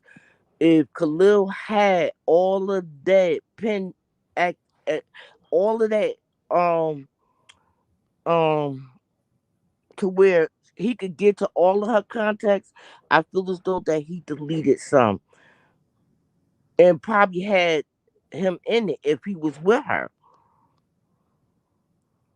Because I believe that Ben Crump mentioned, and y'all can clear it up for me because I can't really remember, but I believe that Ben Crump mentioned that they were texting on the plane. Mm-hmm. That's Mm-hmm. correct. And Mm-hmm. he said what they said they got because when this stuff came back, they said they had text messages, and then I know personally from a undisclosed source from when I was in Charlotte, the source said that when the messages came back, well, one of the things was that they were wondering what is the autopsy going to come back and say. So I think that was coming out of her phone, not her IG.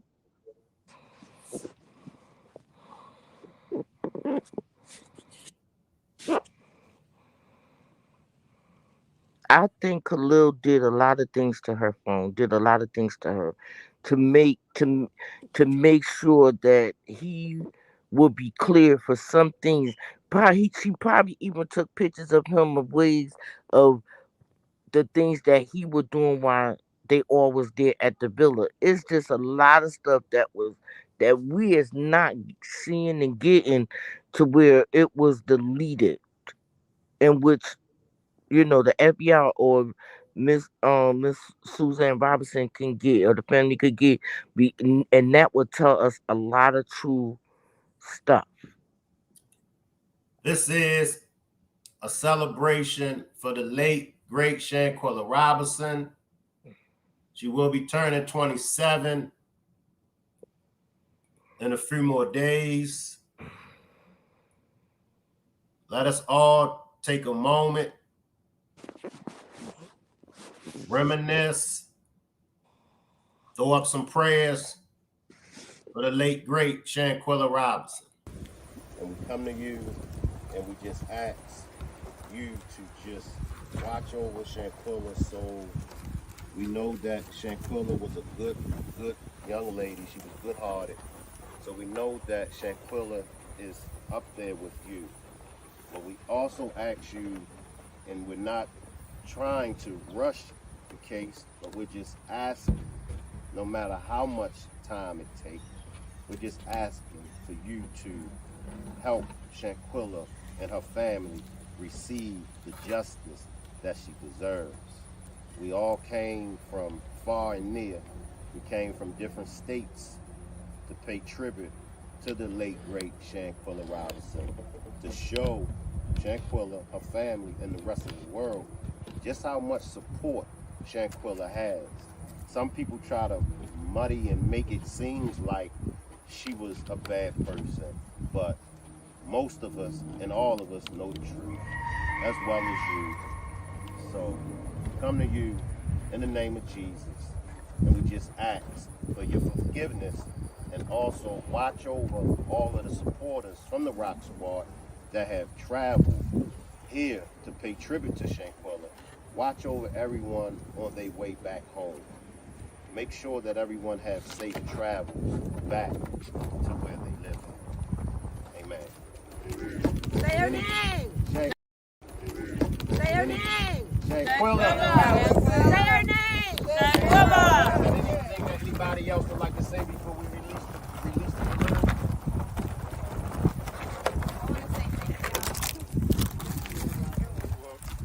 Thank you. Anybody else? Justice for Shanquella. All right, I'm going to count down. 10, 9, 8, 7, Justice for 6, Shanquella. 5, 4, 3, 2, 1. Shanquella. Justice. Shanquella. Right. Justice. We love you, Shanquella. They going. Justice. Wow. They hovering over us. Yes. They ain't even separate. What do you think Shanquella's saying? Yeah. Justice for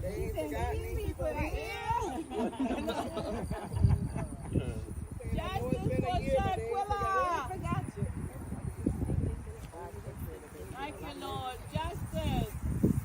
Amen. That's what you call love. That's what you call a good spirited person. When folks came miles and miles away to pay honor and tribute to Shanquella Robinson. Members of the Rock Squad came from Florida, Baltimore, Georgia, Detroit, Texas. Juanita came up with the idea, and then Marty and Shell pitched in, and then the rest of the Rock Squad ladies came together for a wonderful meet and greet and a balloon release for Shanquella Robinson on the 1-year anniversary of her death. That's what you call power. Justice for Shanquella Robinson. As we remember her as we celebrate her birthday,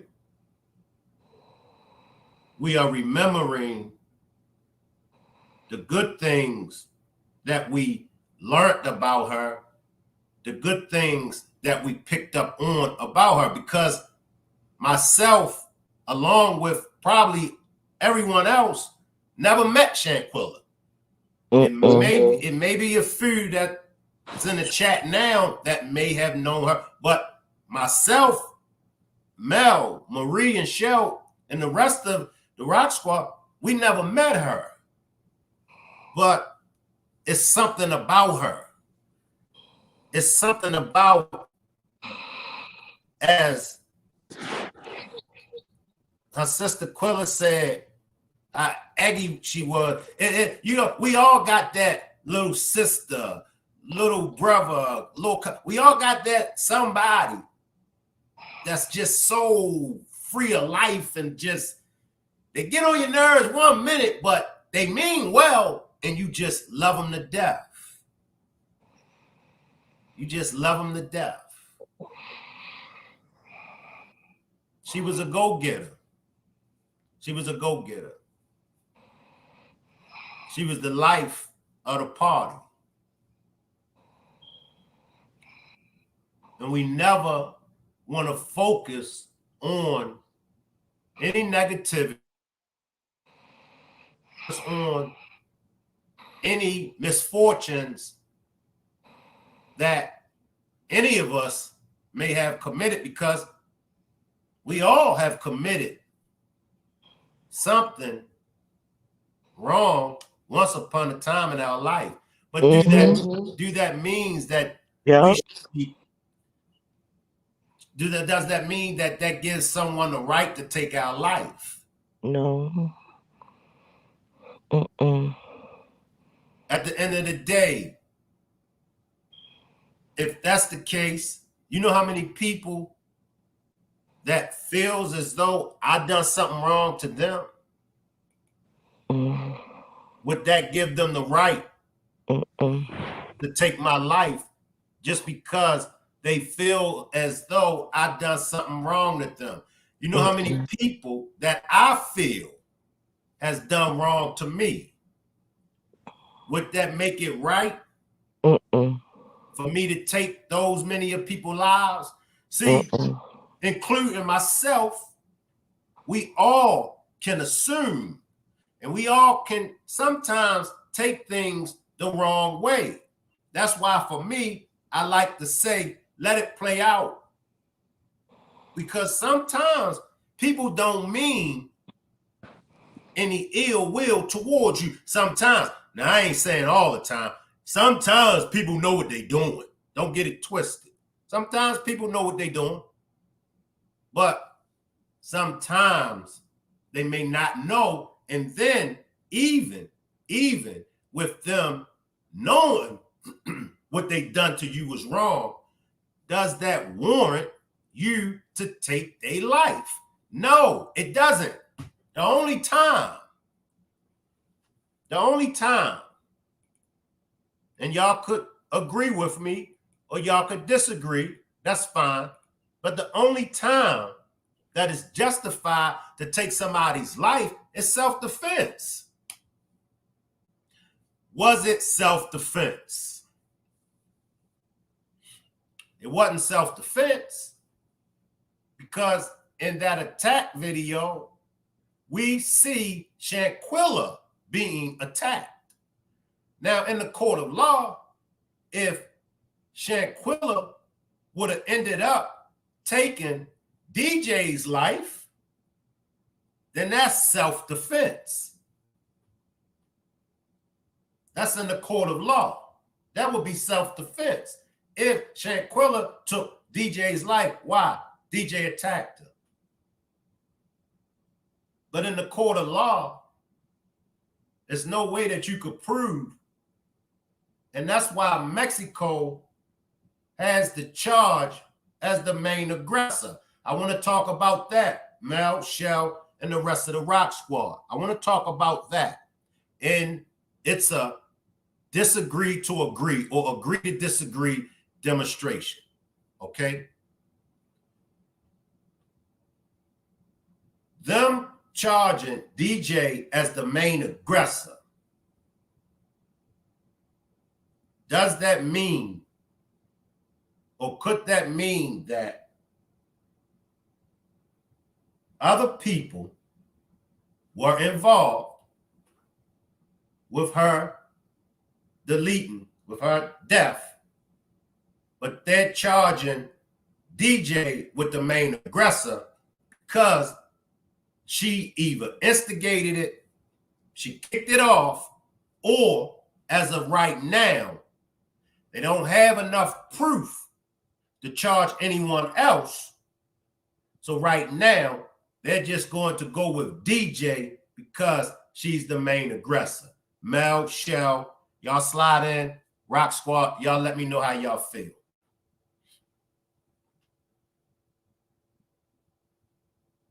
I guess I can start, Shank. I think that the word mean is key. I believe that, there's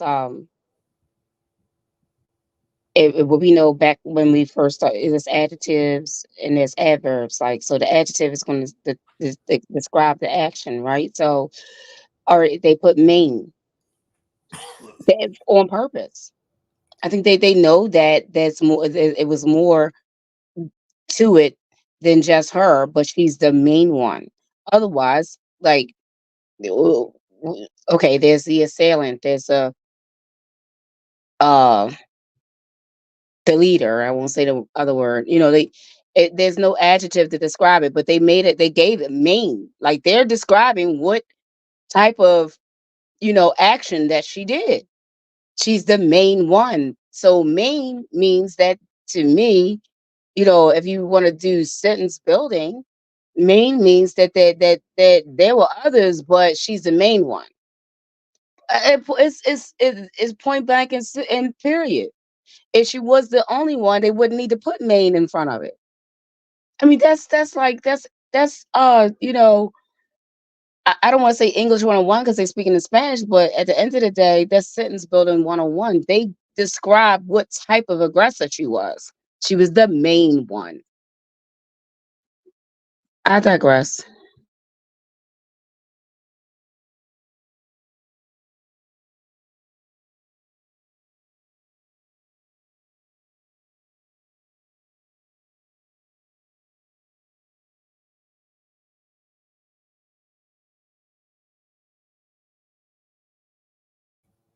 I had to step away from the computer for a second.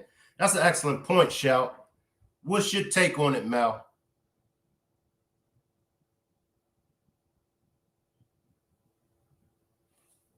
As I wait to slide in, let me see. I'm sorry about that. So yeah, I agree with Cheryl. Now I want to bring up a point here though. Just think about it.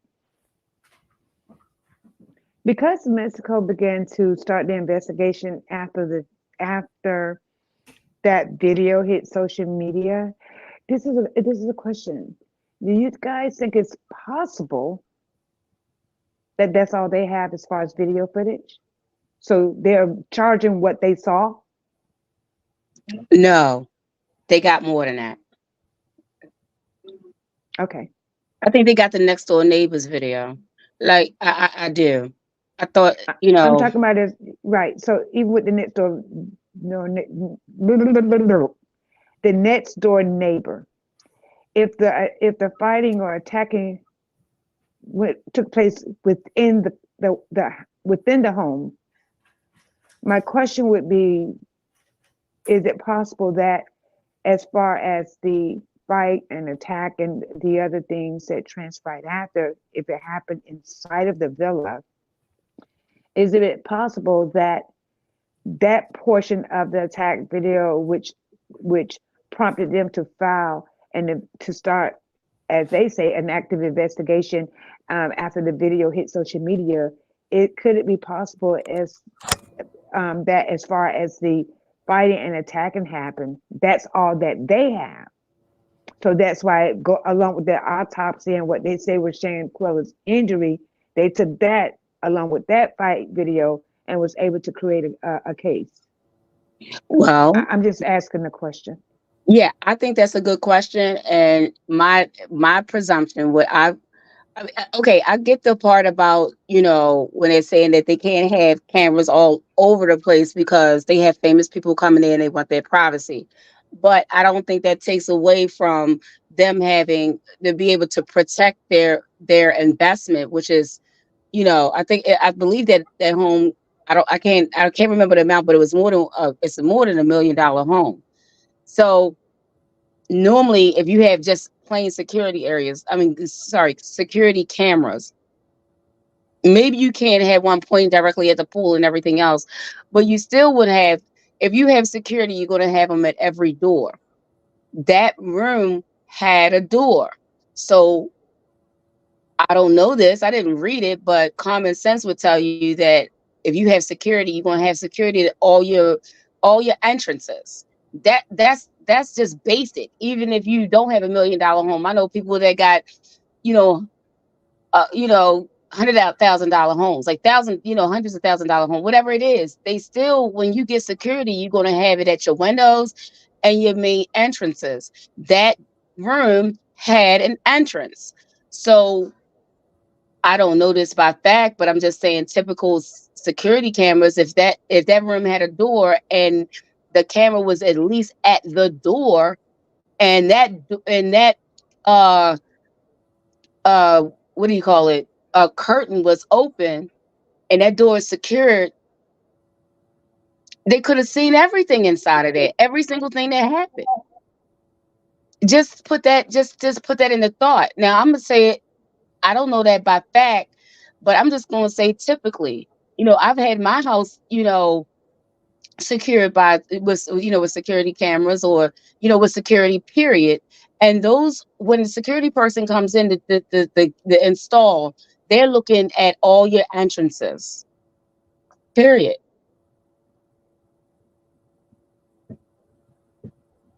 That's where my thought is. Right. I mean, and that makes sense, Joe, and I can remember that because I remember. Oh God, I have this in, in- insane itch in the corner of my eye. If anyone could tell me what to do about that, I would love them. But You said it itches in the corner of your eye.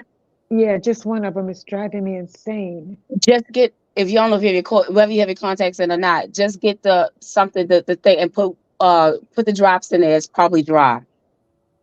Okay. Oh, it's insane. But um, so yeah, I remember us, chopping up the part about the security cameras, being on the inside, and then, kind of almost reverting back to the part where I guess a part of the villas thing, and even I think the concierge said that the owner's not allowed to have cameras on the inside. But we all thought that, yeah, that, this $1 million plus villa, probably the most expensive one over there. And they got some cameras somewhere protecting their stuff.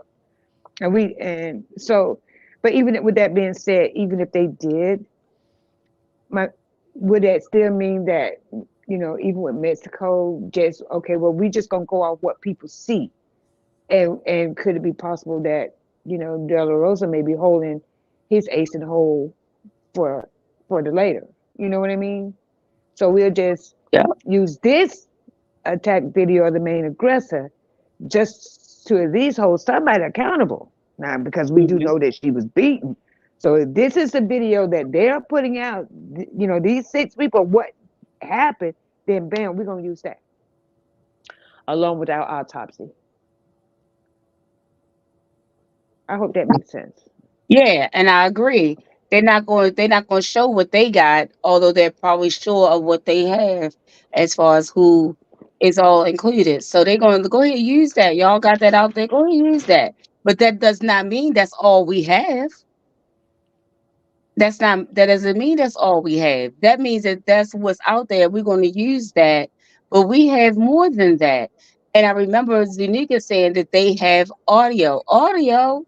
How you got audio? And that's where I go back to the again, they can't point him at the pool. Okay, cool, because that's people's privacy. But I mean, they can. What about when no one's in there? when it's not occupied. So we just not gonna have cameras to protect our our investment. Okay, I doubt it. That's why I said it's probably pointed at the main doors. And if that one at and at the doors, I should say the entrances. And they probably got it on video because the camera's pointing right at the side glass door that was open. With no what you call, so then with no, I'm sorry, no curtain. And then anything else, I think that anything else that they have, they just not releasing. Although, like I said, Zuniga said that there's audio from the plane. Well, like I said, we learned from Mr. Robinson that Khalil and Shanquella came, early in the morning. We learned from the concierge that Dejanay's talking about an afternoon flight that was delayed, so we know she came later than what Mr. Bernard knows for sure about Shanquella leaving earlier. So if you have audio from the plane, that would mean that they had to be in two different locations because they weren't on a plane together. So then, with that being said, how did you pick up the audio? Probably, again, there's no facts, and I know, like Marty said, but let's give us a fact. I don't have facts, Marty, if you're listening. But what I'm saying is that I'm just putting clues together to say that if they have stuff from the plane and they weren't on the same plane, that one had to be in Mexico, the other one was on the plane, and then some type of security must have picked up them talking, whether it was his on the spot or the people next door. And me and Nobias kind of chopped that up like, wow, because I was saying, well, if we think about that, if it was next door, how would they? But with these multi-million-dollar homes, they probably got top-notch, high-span security, and maybe it picked them. Maybe she was outside talking, and Dejanay was on the plane. I don't know, but that is just saying it's a possibility. I don't know if that answered you, Mel, but that's what I got. That's the best I got.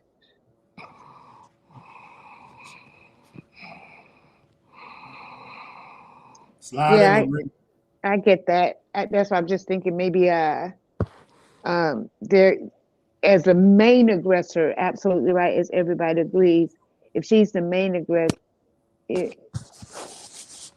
if she's the main aggressor, possibly alluding to another aggressor, but being able to solidify that other aggressor. I said this a long time ago. Both the U.S. and Mexico need Dejanay. Period.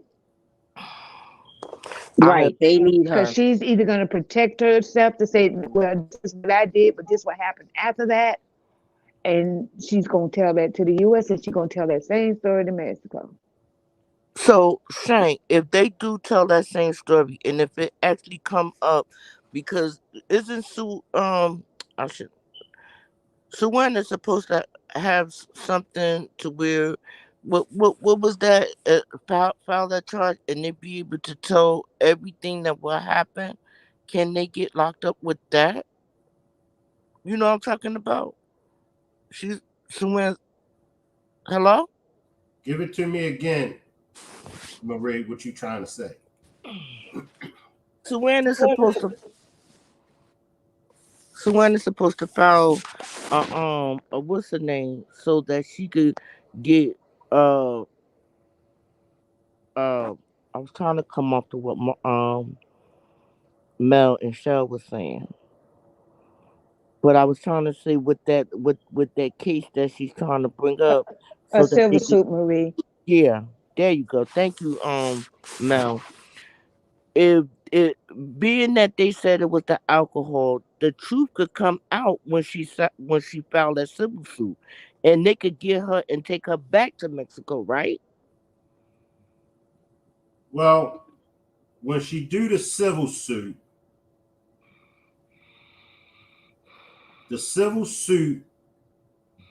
will only hold them accountable on the civil side of things. Now, Mexico, regardless if she do the civil suit or not, regardless what comes out in the civil suit, Mexico still got that warrant for her.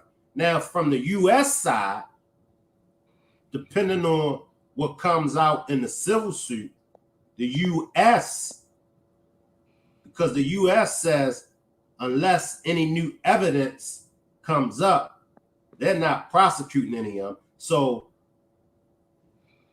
perhaps whatever comes out in the civil suit could bring the U.S. to charge him. But as far as Mexico want her regardless of what.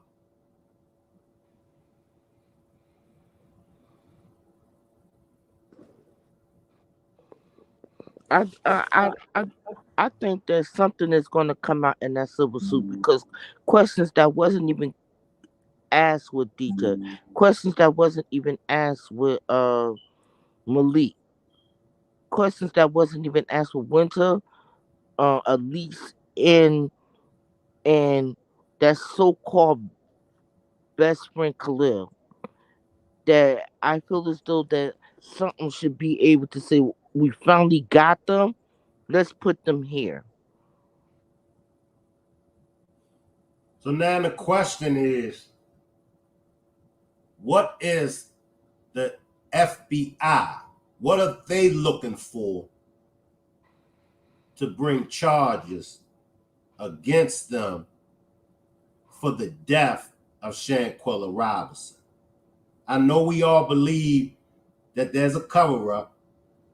I know we all believe that there's a big fish. We don't know what criminal activities surrounds the big fish. But what could come out in a civil suit that would bring the FBI to prosecute, to charge the Cabo Six with the death of Shanquella?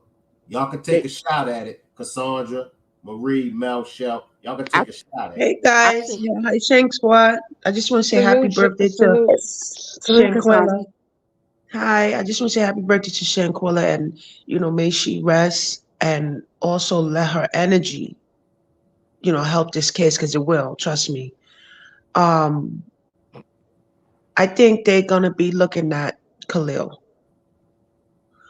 Khalil's gonna probably receive the same amount of time as DJ because it all boils down to him. It was his actions. Yep. He set his friend up in a Exactly. terrible way. Exactly. And I'm gonna be honest with you, and I really don't want to say it, and I'm not gonna say it. I'm just hold that thought. I'll say it another time, Shane, because today's her birthday. I don't want no negative energy or anything like that. Um, but he has some explaining to do to the parents and to her friends and family. He really does. It boils down to him. This is all Khalil, and I'm surprised no one has seen him. No one has spotted him. I mean, we spotted him at the school, but he has some explaining to do to Shanquella's dad, man to man, man to man, and that civil suit is gonna help. Shanquella's her energy is gonna also help. Trust me when I say, because he's not gonna get away with this.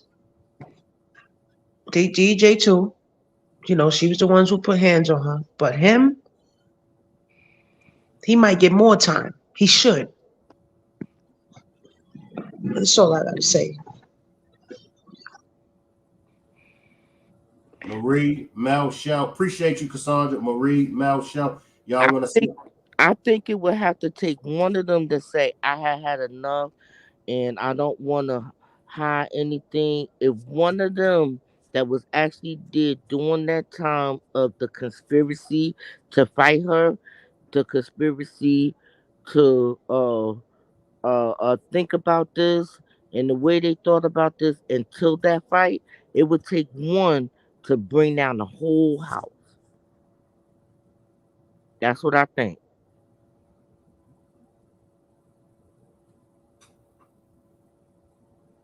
Mel, Shell. Well, I think that during civil proceedings, as you are under oath and you do have to testify, that can reveal other evidence that the FBI can use to charge them in the United States as well. Mm-hmm.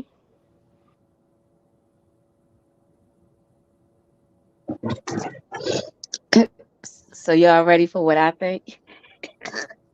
Yeah. I always got, about always, but well, this is what I think, and I want to explain why. I think it was I'm positive that it was Kansas, and I don't want to necessarily quote the whole article, but there's an article that Kansas sent about was it Blanken? Is his name Blanken or Blinken? I don't want to mispronounce his name, but I really don't know him like that. But I know him for this case. But okay, so what I'm saying is that what was it? It was either last week or a week before last that there was a meeting that he was going to over in Mexico to meet with, I guess like whatever authorities is on his level where they discuss whatever they discuss, whatever business. Okay. So what my thought was is that guy is in complete connection and communication with whether all this other stuff, it doesn't matter. They maybe they don't talk every day, but he's connected enough to be connected where he wants to be connected to when situations, you know, occur. Like just let us not be naive to think that they can't call and talk to who they need to talk to or get whoever on the phone and talk about it. I believe that they already know um what they need to know on both sides. And like the squeak, like it might be a play. I don't I think that they're just not telling us everything. And I think that and I'm saying that to say is I don't think it's going to take the civil suit to get where they want to go on this. And I think that it's they are planning more than what we know. But they're waiting for the opportune time. And I think that it's not even going to take the civil suit to get where they want to go with this case. However, it may be. I think both sides are well aware of each side, and we're going to watch and let it play out. And I don't think it's going to take the civil suit to do it. That's my answer. I appreciate the cash donation, Suntan. I appreciate Which, the cash donation, Suntan. If you would like to donate to the channel, the cash app is $ERICMCINT. We are 73 subscribers away from this channel being monetized. Once this channel get monetized, you all will be able to send super stickers, super chats, as well as purchase a membership. We are 73 subscribers away from this backup channel being monetized. Slide in, Mel. I was gonna say I agree. I agree, Cheryl, because I can remember, guys, way back in the uh before the meet and greet, I said whatever's gonna happen is gonna happen on the anniversary of her death. Something's gonna happen that day. And 5 a.m. October what was it, the 28th? That's when there was an announcement of the civil suit. So that was one thing. If something happened, I didn't know what it was gonna happen, but something happened. So then now, respectfully, her birthday is January 9th. Something's gonna happen. Don't know what it is, but something's gonna happen. So we all have to feel and believe that, things are. I think the wheels are turning behind the scenes, and we get through the last part of the year and into the new year. Courts are open up, and I think things are going to be moving. January 9th. I'm still waiting. We gotta focus on Khalil more because he was supposed to be her best friend. He was supposed to be there to protect her and help her, and he didn't do that. And we noticed From the picture, the last picture we saw of him, he lost a lot of weight, so you know he's stressed out, right? Good He's for him. not happy. He's not Good for sleeping. him. He's not eating well. Okay, we gotta focus on him more. He needs to be found. He needs to be found. I wish I could start a GoFundMe page to find his ass, Oh, I don't cause think he's missing. He not missing. he needs I to be was about brought to to say his. they're not looking for Khalil. Khalil He out He there ain't needs living to his be. missing. best life. This is what I'm He saying. They need to focus more on Khalil. He needs to be brought to Shanquella's parents' house. oh he went there. Yes. He went there. He went there willfully 4 times. He's Yeah, not but hiding. after everything came out, he couldn't be found. They can't find him. He needs to be. He needs to speak to Shanquella's dad, man to man. That needs to Appreciate that. happen. Appreciate that cash donation, Monica. Appreciate that cash But donation, Monica. Well, Yeah, Cassandra, I understand that Like part, the Cassandra. more and more we disagree on what needs to be done and what this needs to be done, the worse it gets. He need to focus on Khalil. Yeah, I just don't He think has some during that explaining to do. time that Mr. Robinson was in the right mind to talk to Khalil, because he even said it himself. They asked him why he didn't call him. He said he didn't think he would answer. I'm just That gonna right. say I would have called his butt anyway. I'm just saying for me, I don't know about a day. I don't know what men do because I'm not a man. But me, I've been calling that number every day. I'd have been going out of Yeah, the, they would have had and I that know he's phone in Charlotte. disconnected.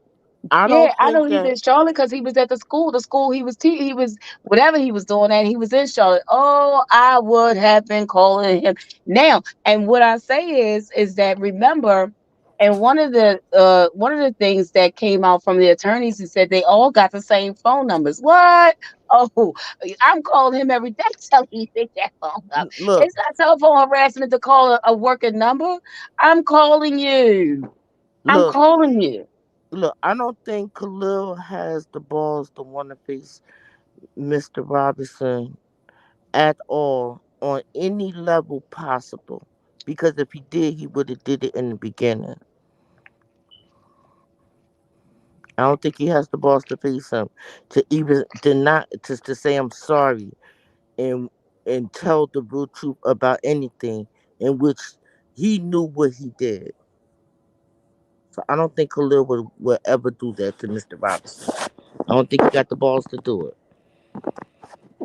That's my opinion.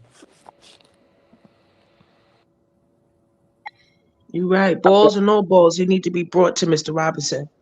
He has some explaining to do. He really does. Yeah, I think that they need that I would definitely, even with Mr. Robinson as a man, but I'm going to say that me as a parent, as a woman, I'm telling you, I would not. They gonna answer me, whether we're gonna do this the nice way or the not so nice way. It's gonna happen. It is. I just know from the bottom of my soul, and I understand anybody else that says anything to the contrary. I'm just talking for me. Mm, I'm talking about for me. I'm gonna make it happen. Whether I gotta get, my cousin from the whatever from somebody, I'm gonna get to them. I'm telling you what I know. I swear to you. I'm getting to Khalil. We can do this.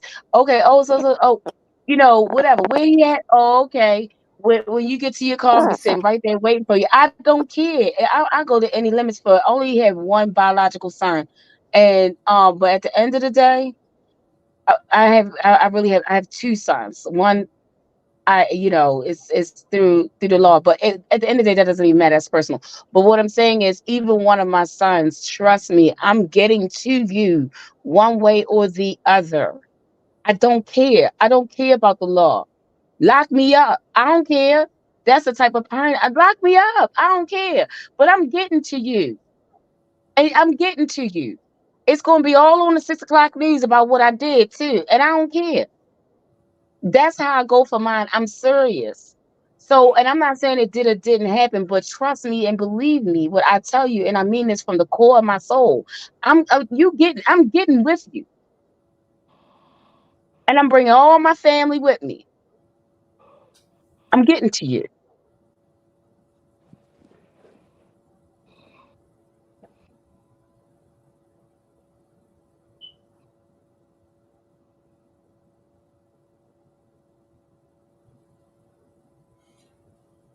As we come together on this day to celebrate the late great Shanquella Robinson's birthday, they had a sneaker ball for her on yesterday. And once again, it was an excellent event. You had just everyone having a good time. I think Miss Parker got some of the videos. I believe it was Shanquella's cousin. I'm not sure, but I don't think it was her cousin, but I'm sure it was a family member. And my man, he had to be 85 or 90 years old, and he was the life of the party. He stole the show. I mean, he was out there getting it in. He would, no joke, y'all, you would have thought it was a dark-skinned Chris Brown with a hat on. My man was moving. He was getting it in. He was moving so good. The old ladies, the middle-aged ladies, the younger ladies, and even the teenage young ladies was out on the dance floor dancing with him. It was definitely a wonderful occasion. As always, I'm always happy when I receive a phone call from Quilla. She called me and she was like, "Shank, are y'all coming?" And I was like, "Of course." She said, "Where's Miss Parker?" I said, "We will be there." So it's always, for me, an honor to receive a phone call from Quilla, because I don't like to bother them. You know, I never ask her or Miss Salamandra any questions pertaining to the case. I never ask them anything personal, because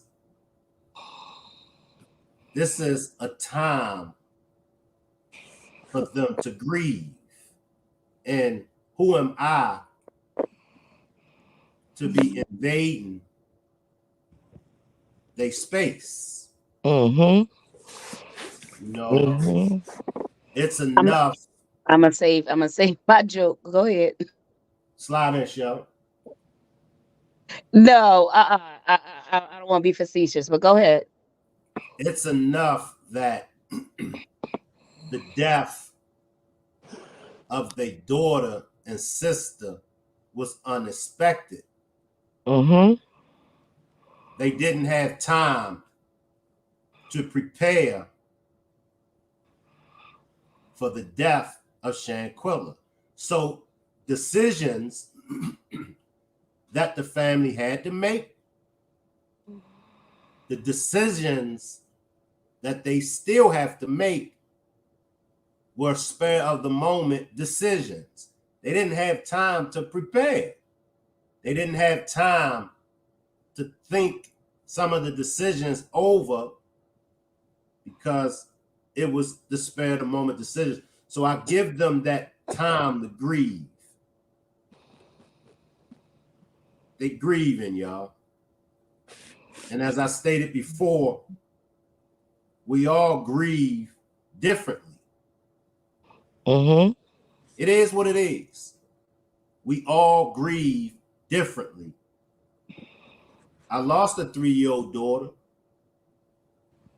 as well as mother, father, cousins, some day ones. But losing my 3-year-old daughter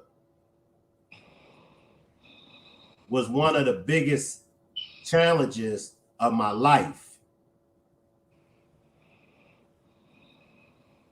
And it took me a while.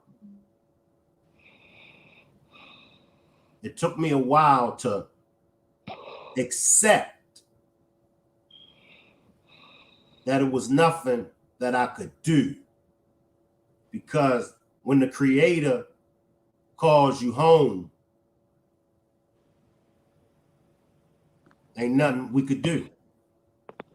And I had to look at it from that perspective. At the time,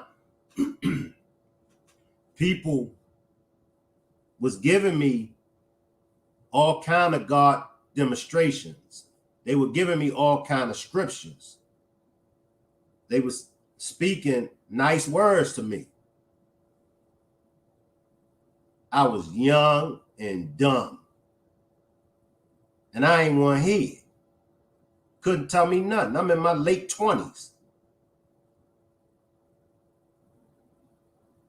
It put me in some dark places. So I'm very familiar with the loss of a child. So that's why for me, I give them they space. But every time that I'm in the company of them, they always greet me with that warm smile. And Quilla and Miss Salamandra always says, thank you for coming.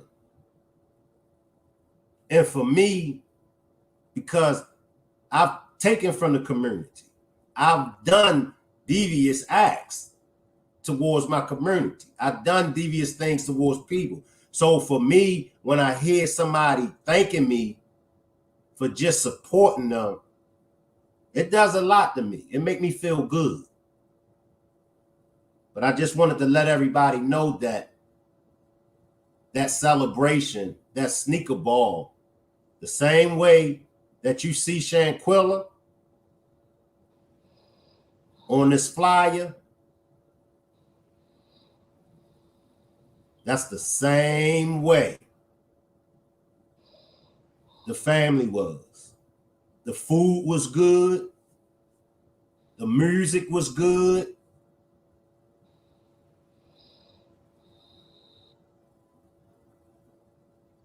Hey, Maybe. Shank, Come on, Cassandra. I just want to say thank you for your testimony, because it's that's really bold of you to admit to the things that shaped you into the person you are now. You get a lot of credit for everything that you do. And I just want to say I applaud you. I send my condolences to you and your family for your daughter, because that's tough. I lost my mom 3 years ago. My condolences. Thank you. And we partied the same way. That's how I got over everything. And I really didn't get over it because you never do, but it helped me. I just want to say that Shanquella was a role model for young ladies that are entrepreneurs. She inspired a lot of young girls into, going for their goal and achieving it. Um, she was so young and so ahead of her time that she was able to accomplish everything she wanted to accomplish in life. And, it's unfortunate that, things happened and they transpired the way they did. But, she did what she could while she was on earth. And, she set out on a mission and she accomplished that mission. And that should teach a lot of young ladies that, if you got goals and you got aspirations in life, go for them. Set a plan up for yourself. Stay consistent, and be humble while you're doing it. And that's who she was. She was a humble young lady. I don't really know her like that, but from the stories and from what her parents say and your family says, things that you say, I know that she was a person that helped. She was a servant of the Lord, and she's only gonna continue to serve. It doesn't stop. That's all I gotta say. You want to come in, Marie? I just want to say to the family of Shanquella, um, I give my most deepest prayers to you, and I hope that we get. No, I'm not gonna say I hope. I know that we are going to get justice for Shanquella, and I know that we're going to get justice for you. So I just wanna keep say I just wanna give my blessings out to you. That's all. Appreciate you, Marie. You want to slide in, Shell? Oh, I want to reiterate, well, back with I think that I reiterate what I already said. I think that justice is definitely coming, and I think that it's going to come from the Mexico side and the U.S. side. And what we see is not all what we're going to get. And I believe that they are working in coordination, but with all this social media attention, they're not going to give us everything. And I think that it's coming. It definitely is coming. It may not come in how we all believe it's going to come. I think there's going to be a lot more to learn, but I believe that um just especially in this last couple of weeks, they are in coordination with each other. They're just not giving it to us. It is coming. I truly believe they're not letting this whole situation go under the rug. However, they cannot say everything on social media. They're not going to give up their hand. They're not. They playing their hand. They playing their hand close. It's coming. It's coming. That's all. I definitely feel you that on that, Shell. My condolences to you, Shay Love. Can I get some prayer hands in the chat for Shay Love? She says she can't stay here long because it takes her to a dark place. She says, I lost someone very close to this situation and was his family members. Homicide told me, but the case is still open 20 years later. Can I get everyone to throw up some prayer hands for Shay Love? And for all those out there, I'm sure it's going to be all of us. For everyone that lost a loved one, I understand. I can't tell you I feel your pain because I believe that we all deal with pain different. And I think pain hits us all differently. But I think that we understand each other's pain that we're going through, and we understand death because we all have experienced losing someone very close to us. The other day, it was Miss Parker's mother birthday. So can I get everybody to throw up some prayer hands for Miss Parker as well? And just throw up some prayer hands for everyone that lost a loved one.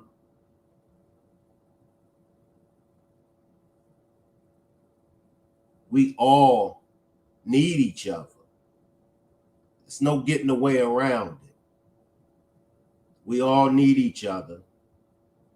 And it's sad, the only time that we all come together is the time of death.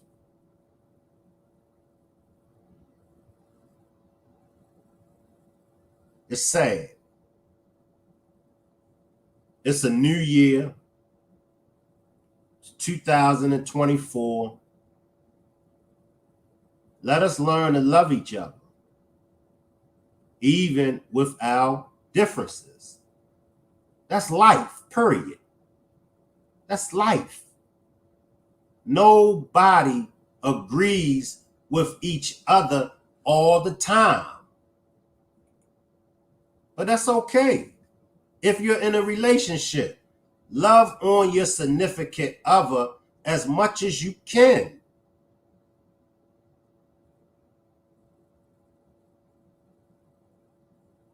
Love on your family members as much as you can. Now, I ain't saying be a fool I always advocate showing love, but I always advocate not being a fool. Don't be a fool for nobody. I ain't telling you love on somebody that don't treat you right. Nah, we ain't doing that. I ain't telling you be a fool for somebody over and over again.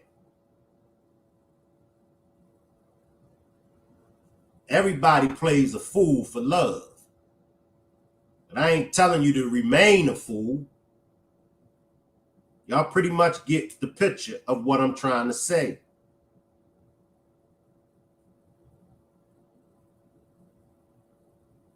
This was celebrating Shanquella's life. We started to chop it up about the case. We started to get into the case. But it was mainly a demonstration celebrating Shanquella's life. Shanquella will be turning 27 on January the 9th.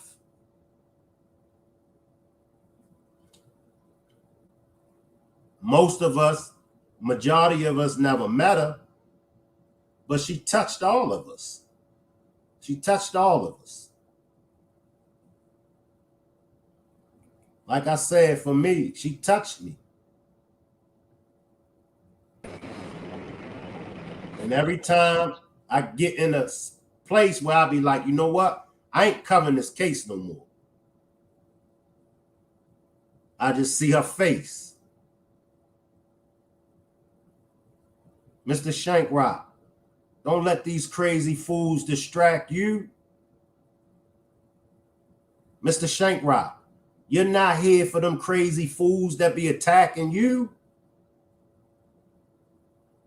Mr. Shankrock, I never attacked you. I never done nothing to you, Mr. Shankrock. So you don't worry about them folks that do stuff to you. You here for me.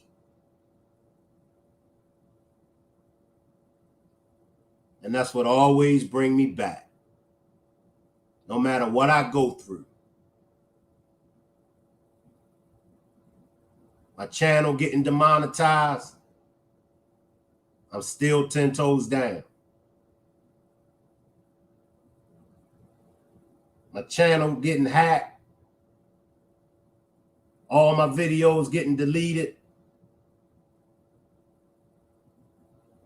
I'm still 10 toes down for Shanquella. It's justice for Shanquella.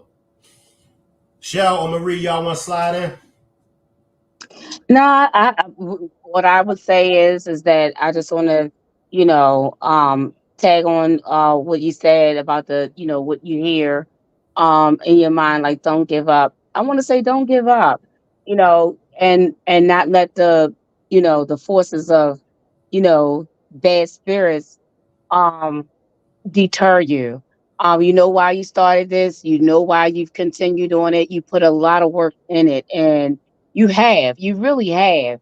It's unfortunate that your videos are gone because they were a very good ones that actually, um, brought a lot of light to the situation as a whole. Not on anything partial or anything like that. And you've had great people to come on your shows and look at it on a broad perspective. And it's unfortunate that they're gone because you can't resource back to them. My prayer is that for you, Shank, that somehow or the other, they're always on YouTube server, so I'm hoping that they will able to recover them, and that they'll come back. You've always done a great job. Um, and when I say that, you know what, I'm saying that specifically to you, but I'm not saying that you're the only one. I think that this is a conglomerate, right, wrong, indifferent, friends or foes. Everybody is doing a great job, including you. It's unfortunate that this has happened to you, probably, you know, this happened for the wrong reasons, but um the one video that wasn't deleted, it was and hopefully I'm not going all. I'm sorry if I'm going too far, but I watched that one. There was the only one left. But it was from when you the very beginning before you even started Shanquella, and I look where you started, and it was good. I never even saw that one, you know what I mean? But I'm like, no, look at Shank. You weren't even covering that when you really were like turning the corner. And we look at it like, all over the true, the true rock squad people look at it like, dang, you only left one, but that one video meant a lot to watch because it made me look at you from the beginning, before I even came here.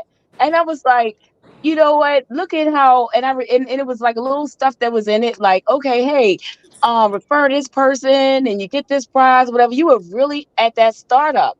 And to look at you then and to see you now, that one video that was left, it marked a spot on me. Like, yo, look at him. Look where he started and look where he. So as nasty and spiteful as someone tried to be, right? Hmm. The most one to me, I mean, it could have been even more significant ones, but that one meant a lot. I'm like, whoa, look where he was and where he is now. This man has been on the move. And it wasn't like it wasn't like you were bad then, but you could tell you were just like really, you were just that one to me. I don't know what came before that, but that one meant a lot. Like, yo, look at him. And look, you were the exact same way, but you were at your point where you were trying to grow. At that exact point, because I remember he's like, okay, we're gonna give a prize for this if you refer this, and if you're gonna give a prize for that. You were at your very that was to me, you were planting a seed. Hmm. Hmm. You see what I'm saying? And then to look at where you were then and look where you were now, I see a seed then and flowers now. So I don't know. I took good out of that bad, and it was good to see. And you only have more space to grow, and and from looking at that to looking at where you were then to where you are now, I want to just say congratulations. How about that? Exactly. Congratulations, yo! Like Yes. really, Right. that was the best one for them to leave. I appreciate that, but appreciate that cash donation, Jennifer. Appreciate that cash donation, Jennifer. I appreciate that show. I got a text message. Y'all remember Michael, the young man who lost his mother? I had interviewed him. Y'all remember him? I The hospital, remember him. We were in connection for a while. Yes, I right? do. He texted me today, and he needed that video. He needed that footage. He needed that interview, and I had to give him the sad news that that video, that demonstration, along with all my other demonstrations, got deleted. And he was so heartbroken because he needed that. And that's what I'm saying.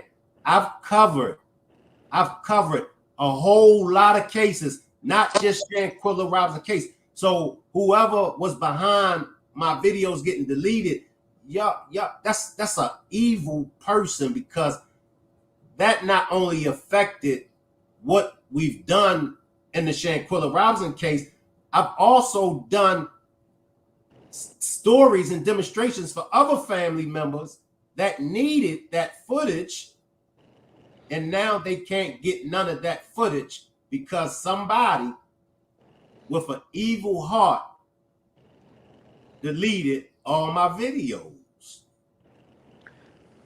Shank, I want to say to you that I want to piggyback off a shell. You don't know what you have done for a whole lot of people that you had help to where you made their life a whole lot happier. For somebody to want to do this to you, it had to be a lot of animosity because you are a great commentator, you are a great friend. You do things to brighten up other people's lives and everything. I let y'all roast me, but go ahead, Marie. Go ahead. Yes, yes. It's a lot of changes that you had did for each and every one of us. You know, we are happy over here. You opened up a lot of things for us to do. You know, like you said, Rose, we have fun. We have we just do it's just a whole lot of other things. And like Shell said, when I first came here, you wowed me. You know, that's what kept me. Cause I didn't hear none of this on other, you know, don't nobody do what you do. Just put it like that, you know. So don't change nothing if it's not broken, Shane.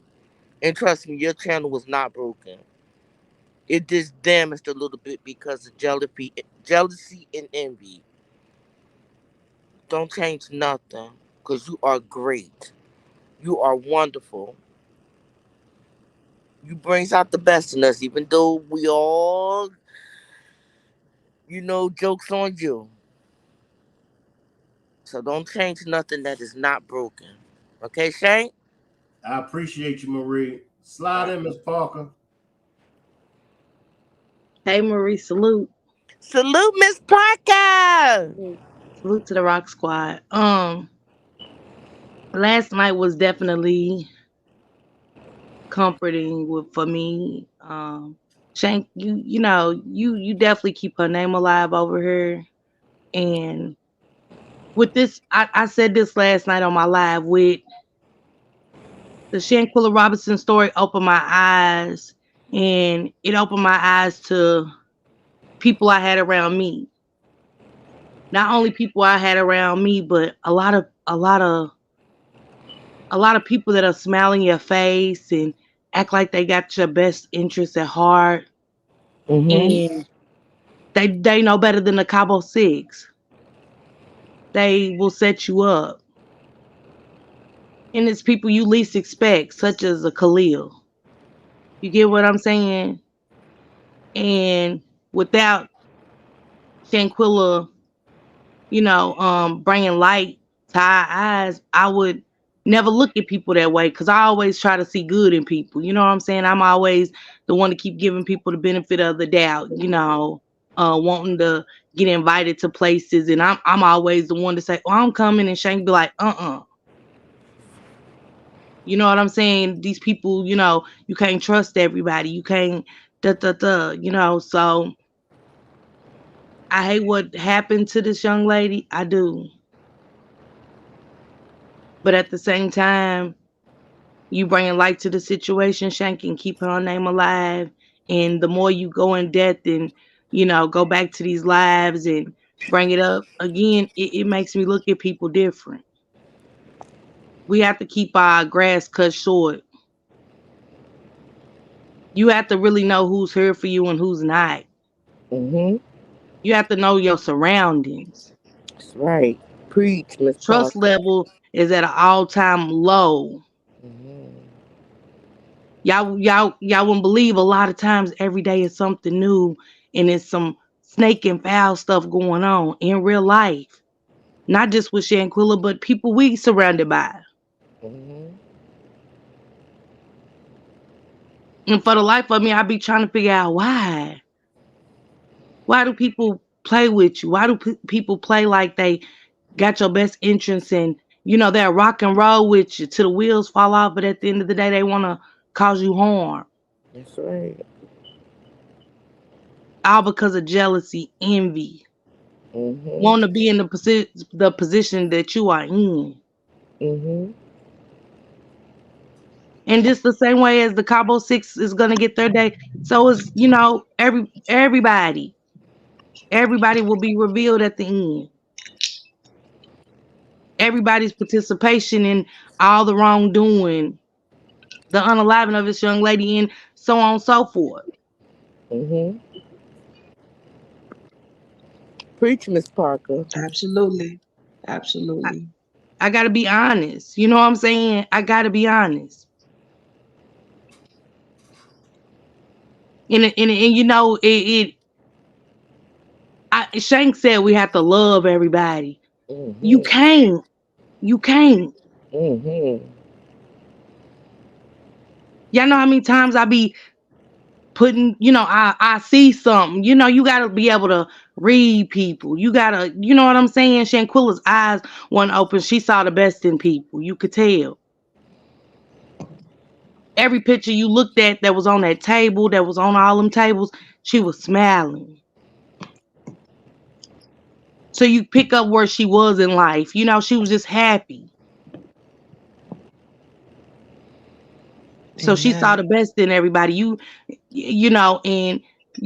ain't nothing wrong with raising your kids to see the best and be happy. But at the same time, we got to keep our eyes open because the enemy is lurking. Right, Miss Parker. Mm, you're right, Miss Parker. I agree. The enemy is always lurking. It reminds me of the great Dr. Martin Luther King, his assassination, Malcolm X assassination. All of our great leaders that were assassinated because they were serving, they were doing servants of the Lord. It's the same thing with Shanquella. She was doing of a service to people. She was helping. And sometimes you just don't know. You could be aware, you could be alerted, you could have your eyes open, and sometimes you just don't know. Jesus, he was crucified by his own people. It's the same thing. Doing a service, doing something, a good deed. And sometimes And things like this happens. the irony to what you're saying, Cassandra, to this case is that it's always the person that's closest to you. Yes, Like that's right. right, the one that's closest to you is the one that's doing it. And both of those incidents, Martin Luther King, Jesus, it's always the one that's closest to that That's person. right. That is the main culprit, or they organizing it. So Yeah, in those two situations, That's yep. who the person closest to you, and Right. the one closest to you is the one that's putting the knife in your back. Yep. That, that's right. Cassandra, something you just said. The ones closest to Jesus. Mm-hmm. See, nobody look at that. Right. He went through it. See, the ones that Right. always, it's be my thing. I ain't gonna go too deep because I'm actually do a live about opening your eyes to snakes and fakes. Cause see, I always tell Shank, let me call people out. You know what I'm saying? Let me point some things out. It ain't calling them out to be on drama. It's just when you see it and you know it, you know it. You get what Amen. I'm saying? That's right. But Jesus still kept a smile on his face and kept doing what he did. You get That's what I'm right. saying? And that's what That's Shank right. do. That's what Shank do. And I be having to sit back and I have to reanalyze the situation. And I put him in a position just because he wants to do right. I can't knock him. I don't want to, you know what I'm saying, take away from what he got going on just because I see something. Cause see, he do. He try to see good and stay neutral with everybody. And I'm in here like, cause I be knowing so much. And I hate that. And this, y'all don't even know how much I done changed. I used to be a good person at one time. I used to be like Shank, but it's to the point now, y'all, where I'm like, no, I don't want to be nice. I don't want to be around certain people. I think All you're still because a of this good case. person. I think you're still a great person. I think you just got you follow that intuition now. That's I what do, that's Miss about. Cassandra. I do. I really do. And not only And I that, think you're still not good. only You're that, still great. not only that, you you keep your defense up from all other things that surround you. I You know. do. And Miss Cassandra Marie, this is the crazy part because I be like, dang, this reminds me of the Cabo Six. When I be saying it, I be for real. Like these Mm-hmm. people remind me of the Cabo Six. They will sit right on your platform, sit in your face, and smile. How That's Khalil when he right. smiled and Miss Salamandra him like he didn't know what happened to their daughter over there in Mexico. Y'all see what I'm saying? How Mm-hmm. Right. bold a person will be and come and sit amongst you and tell you have the nerve look in your face and tell you that everybody else is putting knives in your back. No. That's right. They told Jesus he wasn't Jesus. You're absolutely right. In the same way they Absolutely ain't coming right. clean, I see people not coming clean. And it bothers me, y'all. I don't know how to get past it. I gotta be honest. I don't know how to get past a lot of stuff right now. I pray on it, but I don't know how to get past it. Miss Parker, just keep all your good blessings that you give out and receive. Just know that those people who give blessings to you are the ones that's behind God. You know, if they're not behind God and they not behind what is being truthful, you know, you could still have your blessings because you with God. You know, that's the most important thing. Your honesty, your loving, your caring, your strength that you and Shank Rock and everybody here, you know, myself, everyone here, you know, we all stands behind you and the whole Rock Squad and Shank. We all stay positive. We all follow behind Like that. truth. And Miss Parker, I'm with you on that. I can't get past it neither, right? Because I believe in the eye for an eye. That's in the Bible, right? But at the end of the day, it's not up to me. That's the whole thing. It's not up to me. I know the Lord is working. I know He's gonna work on His time, and just got to give it up to Him. But Hmm. I'm with you on that. I can't get past that neither because I'm with for an eye for an eye. That is it is what it is. You hurt mine, I'm hurting yours. But you know, it's not easy. It's not easy, sweetie. It's not easy. But I believe you got this though. I You know she know, you got it. keep doing what you're doing. I know she got it. I know she got it. Shank too. I know. He's a big support. You support each other. I know. You know, um, I try to log in when I can. I got 6 kids. It's not easy, but at the end of the day, I try to make it work. You know, um, and you keep your hopes up. You keep your hopes up. Keep doing what you're doing, and trust me, you'll see the light. It'll come. Everything will come to pass. That's how they say it, right? Everything will come to pass. I can't tell you how to feel because I'm not here for that. But I know that you do great things. You and Shank, you do great things. You show up, you show out, and it takes a certain person to want to do that, to have to do it. To be able to do it. Right. So you just keep doing what you're doing. But That's I right. get what you mean. I get what Yeah. you mean. And I'm gonna say this before I leave up out here. Thank y'all for that. As well to this goes out to the Cabo Six and everybody that thinks that what goes on in the dark and behind the scenes, trust me, it's gonna come to light. You know what I'm saying? It might take a month, a year. You know what I'm saying? But what's done in the dark comes to the light. But see, this is where I get to judging people, because when you do something, be able to stand on it. Whether you sat back, you watched something, whether you sat back, you listened to something, whether you sat, like the Cabo Six, stand on it. Just stand on it. I ain't participate, but I was there and I watched it. You get what I'm saying? I didn't participate on that phone call, but I sat back and I listened. All of that. What goes on in the dark comes to the light. Salute to you, Shank, Miss Cassandra, Miss Marie. Thank y'all. Appreciate you for You pulling are up, so Miss welcome. Miss Parker. Well, Any last words before we get out of here, Marie? Justice for Shanquella. Love, peace, and harmony to Miss Parker. Love, peace, and harmony to you, Shank. Love, peace, and harmony to you, Shell. Love, peace, and harmony to you, Mel. And love, peace, and harmony to you, Cassandra, if that's to the lady that's there. I just want justice, and I'm hoping that it will prevail soon.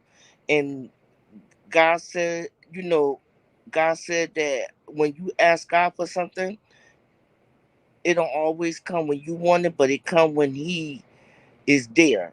He's always there. He's always listening. He will show up when the time is ready, and that's when we all will know. I just want to say justice, justice for all, justice for the Robinson family, and love and peace. That's all I have to say. Appreciate you, Marie. Love you, Marie. Love you too. Any last words, Shell? As usual, I'll do my always sound off. Thanks for having me. This is a great show. I wish you all the best in this new year. Um, I hope that you do nothing but prosper. Period. You're great content creator. You bring you have brought us great coverage on the Shanquella case and other cases. And again, I know that this is a rough spot for whatever's going on in your personal and as far as this whatever's going on. I don't know. I don't know if you've gotten to the bottom of it. I'm sorry that this situation, but I believe that this year is going to be. You think last year was great? This year is going to be even better. Um, and that's it. Thanks for having me, and you have a great rest of your Sunday. Appreciate you, Shell. All right, have a good one. All right. Take us home, Cassandra. Sorry. I just want to say you guys were put on this platform for a reason. God knows what He's doing. He works in mysterious ways. I just want to say, I thank you guys so much for just allowing me to speak. I thank the Lord for allowing y'all to have this platform because it's needed in the community. Um, 2024, I don't know how it's going to turn out, how it's going to be, but I know that God is watching over everyone, and more blessings to everyone. Stay prayed up and stay humble. That's all I gotta say, Shay. Appreciate you, Cassandra. I appreciate everybody for pulling up for this demonstration, celebrating the late, great Shanquella Robinson birthday with family and friends. We are 70 subscribers away from the channel being monetized. Once the channel get monetized, once I reach 500 subscribers and the channel is monetized, you all will be able to send those super stickers and super chats that y'all used to send me, as well as purchasing a membership to the channel. But until we could get the channel to 500 subscribers and get monetized, the Cash App is still available. The donations is whatever you would like to send. The Cash App is $ERICMCINT. I will be doing another demonstration today. I'm not sure if it will be on the backup channel or the main channel, but I will be doing another demonstration later on today. Salute everybody.